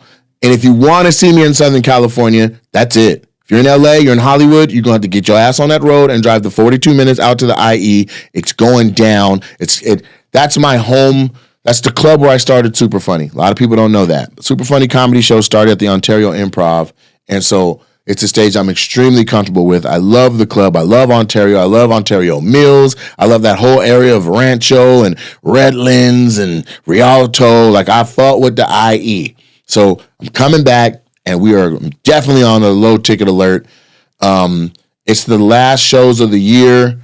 Well, the last show of the year is New Year's Eve, but I think that's the first show of the next year. So the last show of the year are these, and I'm going to go all out. That's one. And two, I'm not doing 12, 15 shows. What you see online, these 6, I might add a 7th, but that's it. I'm not about to be down there on Friday at 4 p.m. and Saturday at 2 p.m. And this isn't 2023. Come on down, enjoy the show, get these last tickets that remain, and pull up. The cool thing about comedy clubs, it's actually really cool, is that they aren't assigned seating. So if you bought 2 tickets a month ago and 2 more homies want to go, you buy those 2 tickets today, the 4 of y'all sit together. Theaters aren't like that. If I buy tickets a month ago and you buy tickets today, I'll see you in the lobby, bro, because I'm assigned seating. So comedy clubs aren't assigned. They're by section. So that's cool. So if you already going, tell your friends, bring their ass. Don't wait till the last minute. I don't know. I feel like it's going to be sold out. By the time we get to, what's today? Today's November 4th? Yeah, it's the 4th. Yeah, these shows are going to be a wrap by. I mean, even if I'm conservative, by November 20th, they're gone. Like, they're not about to be. There's not going to be tickets a month out. That's a wrap. There's no way. So those are the shows I got coming up. And then what I want to talk about is Mobile, Alabama. The other thing I want to say is shout out to the people that have been listening to the show. There's a lot of people that are coming up and saying stuff that I've said from the show. I love that. That's really, you guys rock. This takes a lot of effort on my behalf, on Trenton's behalf, just to get it done, get it out, get it up. And so it's to me, this is one of the things I'm more proud of of the content that I'm creating, because I get to be, it's just me talking to you. You can hear me in your truck, in your car, in your shower, and whatever, but it's where I can get my opinion off. I don't gotta, it's not crowd work. This is just me talking. This is how I feel. So I like this. We did Birmingham, Alabama and Mobile, Alabama. My mother's side of the family is all from Mobile, Alabama. So literally the class of Blount High School, class of 63 was in the building. 30 people from my mom's graduating high school class pulled up to the show, and probably another 10 to 12 of cousins that I either have not met or met back when I was like 14 or 8 years old in the 2 family reunions that I went to. So it was cool, seeing people that have known my mom her whole life appreciate me, appreciate the show, have had a great time, to do meet and greet and see a bunch of people with my nose. You know what I'm saying? With my nose and facial features, I'm like, oh, that's definitely a cousin. That's a cousin. It was just dope. So it was really cool. And I hope we can put together a family reunion or something of some sorts, because it doesn't make any sense for me to travel the country and be bumping into brand new people that we ken my whole life. But I wanted to say this. The South is really, it's really a motherfucker, man. Like, it does a lot to your psyche when you go in a place and see colored only doors still. And I toggle back and forth with whether or not places should keep that kind of shit for like historical preservation, or if it's like, why not just have a picture of it and we move on from the shit? But I think historical preservation is the way we got to lean, because here I am talking about it. You know what I'm saying? We went to Birmingham, a theater, and these theaters are old as shit. All the comedy clubs be new. The theaters be 1929, 1940, like before the military was integrated and shit. So I know blacks weren't allowed. And the 2 theaters we did this weekend, unequivocally, colors only doors. Blacks were only allowed in the balcony for years in this place. My family, when my uncle who grew up in Mobile, he heard I was doing the Sanger Theater in Mobile, he was like, you gonna be at the Sanger? Like, it didn't matter what I did. I did Wild 'N Out. I did Young Rock. I'm a network actor. I've traveled the world. I've like all of those things and accolades and things that are like, usually somebody's like, no, he's doing it. You doing the Sanger Theater? What? My nephew, his career going well enough, they gonna let him perform at the Sanger? Even though it's integrated now, even though blacks can sit wherever, even though you can use whatever entrance you want, and it's completely integrated now. They have black staff. They have like it's up to date now. But the little boy and my uncle that got told, get your black ass from down here. Niggas is upstairs only. Oh, nigga, I know you're not trying to come in this door. Fuck out the way. This is a whites only door. Colors go round the back. The little boy in him that had that Jim Crow ass experience at that same theater was mind blown that his nephew is about to be talent at that same place. And it's one of those things where you can do it and you just do a show there and you move on and it's nonchalant and it means nothing to you if you don't pay attention to the details. But I'm detail oriented, and that was like I made a point to talk about it in the show. Because he was like, that's tall cotton. That's slave mentality. The whole concept of tall cotton is there's cotton out there. We all got to go pick it. But the taller the cotton, the less you got to bend over, the less your back hurts. The easier it is, the easier a day it is. So he's like, that's tall cotton, boy. Woo! Like, you doing good. Like, how slave-minded do you got to be to, you still a slave? Give a fuck what height the cotton is? You're still enslaved. And we got to free up our minds because it's 2024. The fact that Jim Crow was when my uncle was a little boy and as a grown-ass retired fireman, retired, like he's full on in retirement, and he's still like, you at the Sanger? Was nuts to me. And so we did that. And we went and we saw the colors only door, and then there was a colors only entrance at my hotel. And there was I was convinced there was places that we could go find and stand in this building that ain't no black people been. It would have been downstairs for sure, but there was places that ain't no black people been. You going to the Sanger is crazy. And every time we go to the South, I feel like we walk with our heads a little bit higher and our chest poked out a little bit more because we're West Coast raised and we didn't have enslavement a part of we're not indoctrinated with that. So, and I feel that like when I've been Louisiana, Mississippi, Alabama, some parts of Texas, like I feel like people can tell we ain't from there. Yeah. I always walk around after everything gets set up, after the sound check. I always walk around the block, maybe go to the convenience store in whatever city we're in, and I definitely have looked black people in the eye because I've always been told since I was little, if you see another black person walking by, you should always acknowledge them. But I could always tell when black people look at me, they could just tell you ain't around. You ain't from here. We went to that Waffle House. Everybody just off of your order, you could the energy shifted. We first came in, it was just two brothers that was coming in to eat. But you're like, she's like, do you want hash browns or grits? Well, it depends on how do you guys prepare your hash browns? Like a regular question you would ask or whatever you said. But I seen people out of the corner of my eye be like, the fuck? Like they look down like, them niggas ain't from here. Like they could just tell. Yeah. What you mean, how is it gonna be made? Nigga, we eat it how the fuck we eat? You know what I'm saying? You got questions, nigga? And you can hear our voice. Yeah. You know what I'm saying? Like that's how you got questions, nigga? Like that's the way they looked, you know what I'm saying? I've been places and there was like really old white people that looked at me like I was out of place. I'll never forget. I went to Hall's Chop House, Columbia, South Carolina. Had a college gig. It's the number 4 restaurant in the country, right?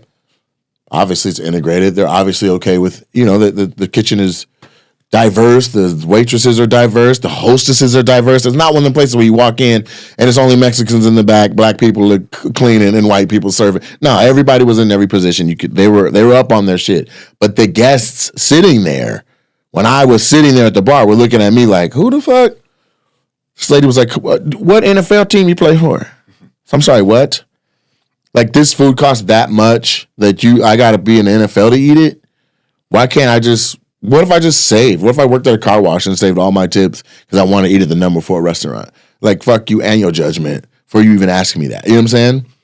But I overcompensated. Because they were judging me like that, I ordered, no bullshit, I ordered enough food that when my mom saw my bank statement, this is back when she was like reviewing finances, she was like, who spends $723 at a restaurant? Damn. I think it was $451 on the bill. This was before 2023? This was from a college gig. Like, she's like, I need you to explain, is everything okay? Like, my mom checked on me, like, were you all right? And I'm like, let me explain. So I explained how there was like a couple from like Rhode Island or somewhere, and the lady was hella judging me. And I'll be honest, I was a little out of place. Like, this place was reserved for like 4 months. The only way to eat at it is they opened at 5 and you need to be outside in line at like by 4:15 to then go inside and get one of the 16 seats at the bar. That was the only way to get in to sit at fine dining. And that's a trick. If you want to go fine dining, you don't got a reservation, go to the bar. You may have to wait for somebody to cycle out, but that's where you can walk up and sit down. Anyway, so I go in and sit down, and the lady's looking at me hella crazy. And I'm like, how you doing? She's like, how you doing? You from around here? What NFL team you play for? I didn't even get to say you from around here yet. She already hit me with that. Mm-hmm. And I'm like, that's a crazy line of questions, lady. And then right when that happened, she's like, whatever. Like, she was indignant. Then the bartender comes up, hey, what can I get you? Right? And I'm like, what's the most incredible cut of meat that you have today? Like, I understand that some weeks your ribeyes are crazy. Another week, a different cut is crazy. He's like, nothing compares to our tomahawks. At any season, at any time, we got the best tomahawks. Now, here's the thing. Usually you got to call ahead because it takes an hour and some change to make a tomahawk. He's like, but somebody ordered a tomahawk and then had to change their reservation to later. So we have one that's going to be ready in about 30 minutes if you'd like it. And I was like, yeah, but what's a tomahawk? What is it? He's like, it looks like that. And they showed the uncooked ones that were ready to go. And I mean, this place didn't fuck around. This is number 4, and this is the number 4 restaurant in America. The tomahawk looked like a goddamn guitar. It looked like a real tomahawk, an axe with meat on it. You know what I'm saying? I was like, whoa, yeah, let me get that. And I looked at her like, bitch, like, you know what I'm saying? Jack, like, I can't eat up in this motherfucker. He's they like, brought the dude out with the Salt Bay. It was a Salt Bay. That ass. So there's a way when you fine dine that you're supposed to eat. Most people don't know. If you don't know how to use the silverware, work your way from the outside in. So if there's 9 forks, 9 spoons, you just grab from the outside because each course is going to correlate with the type of silverware for it. So by the time you get to steak, you should have a steak knife and a thicker fork by the time you get to that. Bare minimum, when you're done eating something, you take the knife and the fork, you cross them on the plate, and then you can set back. They won't ask you if you still want any. They know that's the sign for he's finished. If you want more to drink, put your glass towards the edge of the table. You don't have to say anything. You don't have to be like, dang, they ain't giving us no refills. You just move your glass to the edge of the table. And at fine dining, these are certain things they're looking for. It's a way for the diner to communicate to the person that they want thing. If you're ready to order, put the menu down. They're not going to come ask you if you're ready to order if you're still reviewing and looking at the menu.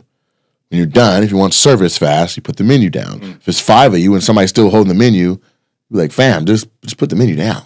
You can look at it over it, but put it down. As long as it's up, they're not coming. Right. Unless they're for something like rushing or, you know what I mean? They will not put your bill on the table while you're still at the table eating like that. Unless you're coming up on the end of a shift. Right? All of that, hey, we just want to give you this. No rush. We're about to get at it. That's not fine dining. That's somebody that's like, let's make sure they pay us so they don't run out on a bill. That's the underlying message to that. Okay? If you're a left-handed person, if you're in America, knife left hand, fork right hand, you cut your food, then you put your knife at and you can actually switch hands. Just switch in your hands. If you're on the other side of the pond, in Europe, your fork should be face down. So here we scoop everything up. There they poke everything down, right? And they set the knife at the top of the the tray, then they move the fork to the other hand, then they grab the knife, and then they'll point down, and then they'll cut, and then they put the knife back, then they put the fork back, then they pick the knife back up, and then they'll put it onto the fork and guide it around and eat it. So whole process, elbows on the table, never. You went through this training?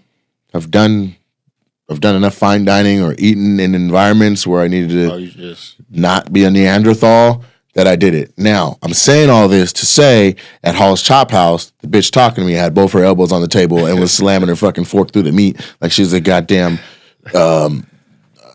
fucking orphan refugee. I'm like, and that's no disrespect to orphan refugees. That's how bad her shit was. Now, I never had a tomahawk before, and I know that there's different ways to eat certain steaks, right? So I stepped outside, like, hey, I'm just gonna step outside while that's being prepared. I'll be right back. I went outside, put into YouTube how to properly eat a tomahawk steak. Okay? Glad I did. Because what I would have done is it sat down, I would have started on the outside and got me a piece and then had a bite of it and kept going. No, the tomahawk sits down on the table. The chef waits right in front of you with a flashlight, a small flashlight, unless the place is lit well, but a small flashlight. They want you to set it on its side, if it's not already on its side.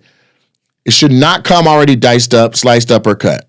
You lay it on its side. You put your knife all the way to the bone in the middle of the tomahawk, and then you cut all the way down, like straight across the meat. Take your fork and your knife, you hold it open, and you look at where you cut to see if the meat is what you requested on its preparedness.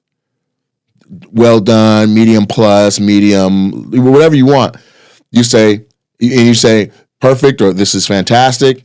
This is a wonderful medium plus. This is a wonderful, whatever you requested. You say this is a wonderful whatever. Then you eat.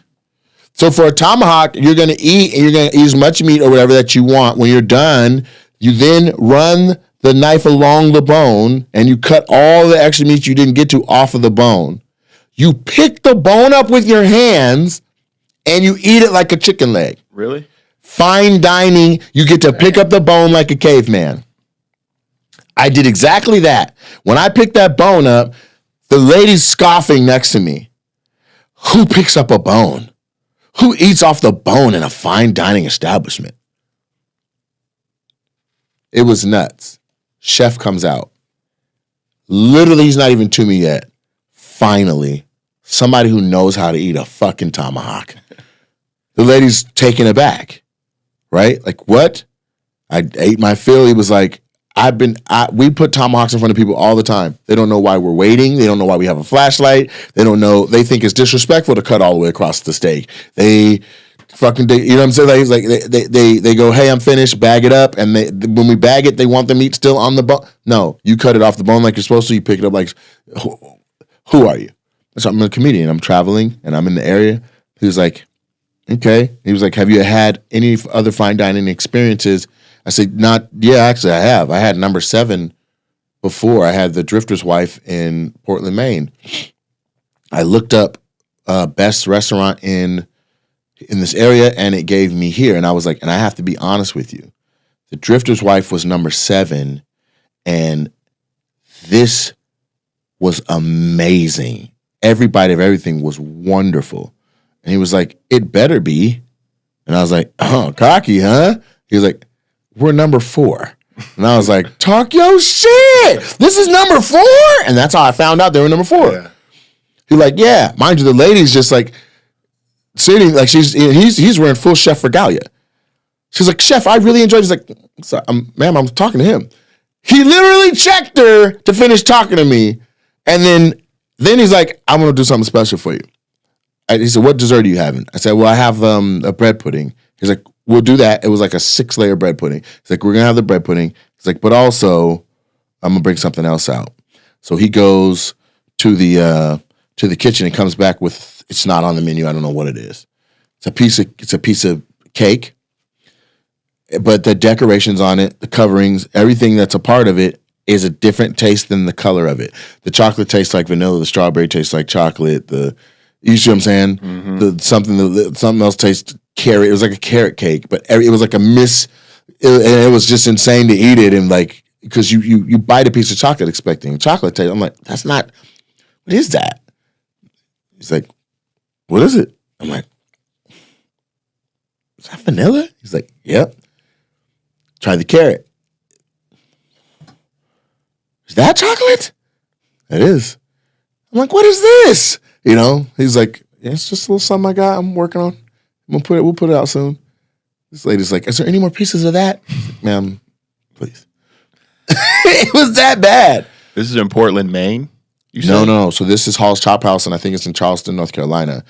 Portland, Maine is where the Drifter's wife. Okay, because the Drifter's wife is not open anymore. Yeah, because I literally found an old clip, because there's a bunch of old clips that you have that I like to just find, like, oh, shoot, I think I vlogged it. Did I vlog it? No. It was when you were at the Cleveland Improv, you were talking to this lady, and then you were like, oh, you're from Maine. She was like, how'd you know I'm from Maine? And you were like, you're wearing a sweatshirt that says you're from Maine, lady. But I'm from Maine. But because I watched it today. Okay. And you mentioned the Drifter's wife. So I watched it today, and then you mentioned it. Yeah, and so the way I found out about the Drifter's wife, I was on stage at this university or college that was like for like, it's crazy. Like they have so many specificities of colleges, but this particular college was for people who wanted to be park rangers. Right? And I mean it. I didn't even know that it had their own college. I showed up and everybody was like the kid that you might see hiking by themselves. Like, what are you doing out here? Like it was a school of that. A couple kids had Labrador retrievers with them in class, like at the show. Like I met a Labrador, beautiful golden retriever named Lucy. She's like the mascot for the whole place. But anyway, so I was like, man, what is there good to eat? I'm going to Portland, Maine tomorrow. And this young girl came up to me. She was like smaller, real thin, and blonde. She was like, oh my God, you got to go to the Drifter's wife. And I'm like, what is that? She tells me it's the number 7 restaurant in the country. It's amazing.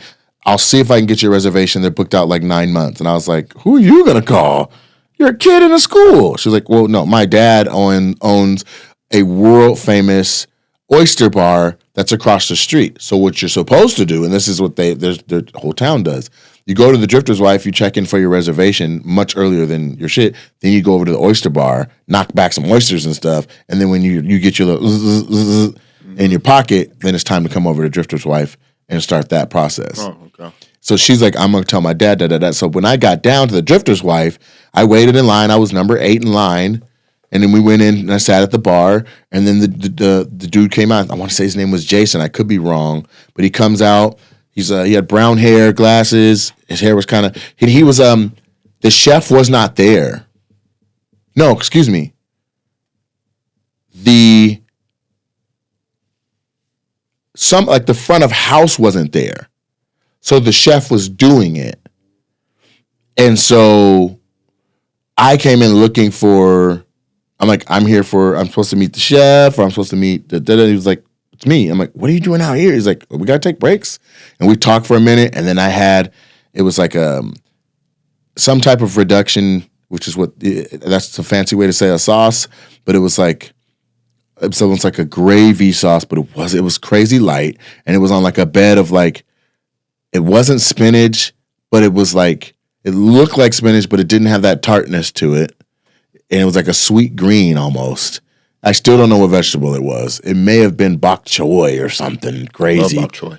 With that sauce on there, a thick, not thick, but like it was like they made a chunky mashed potatoes and then a creamy mashed potatoes and then mixed them, and that was on there. But it was 2 different kinds of potatoes.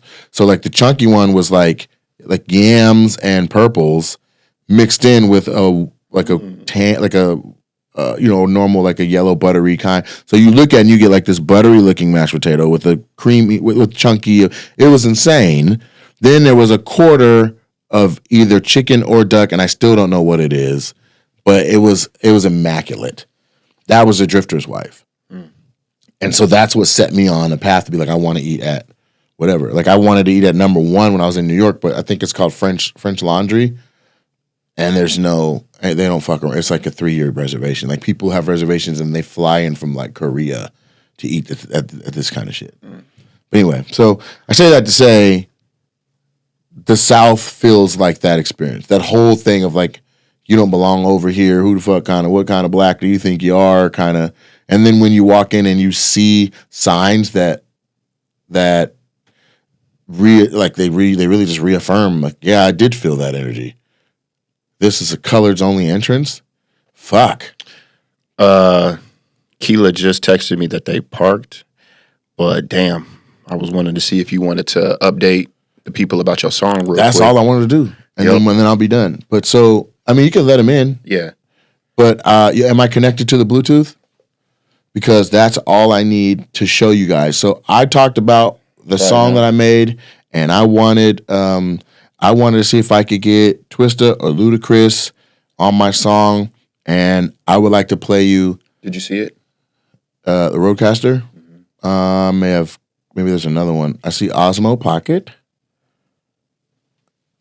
and Rodecaster Pro 2. So I'm connected right now. There. So here's the feature that I was able to get. Okay. And I'll just start it right before that part. Hope you guys like it. I don't hear anything. Do you? I do. Your headphones are to the right. Okay.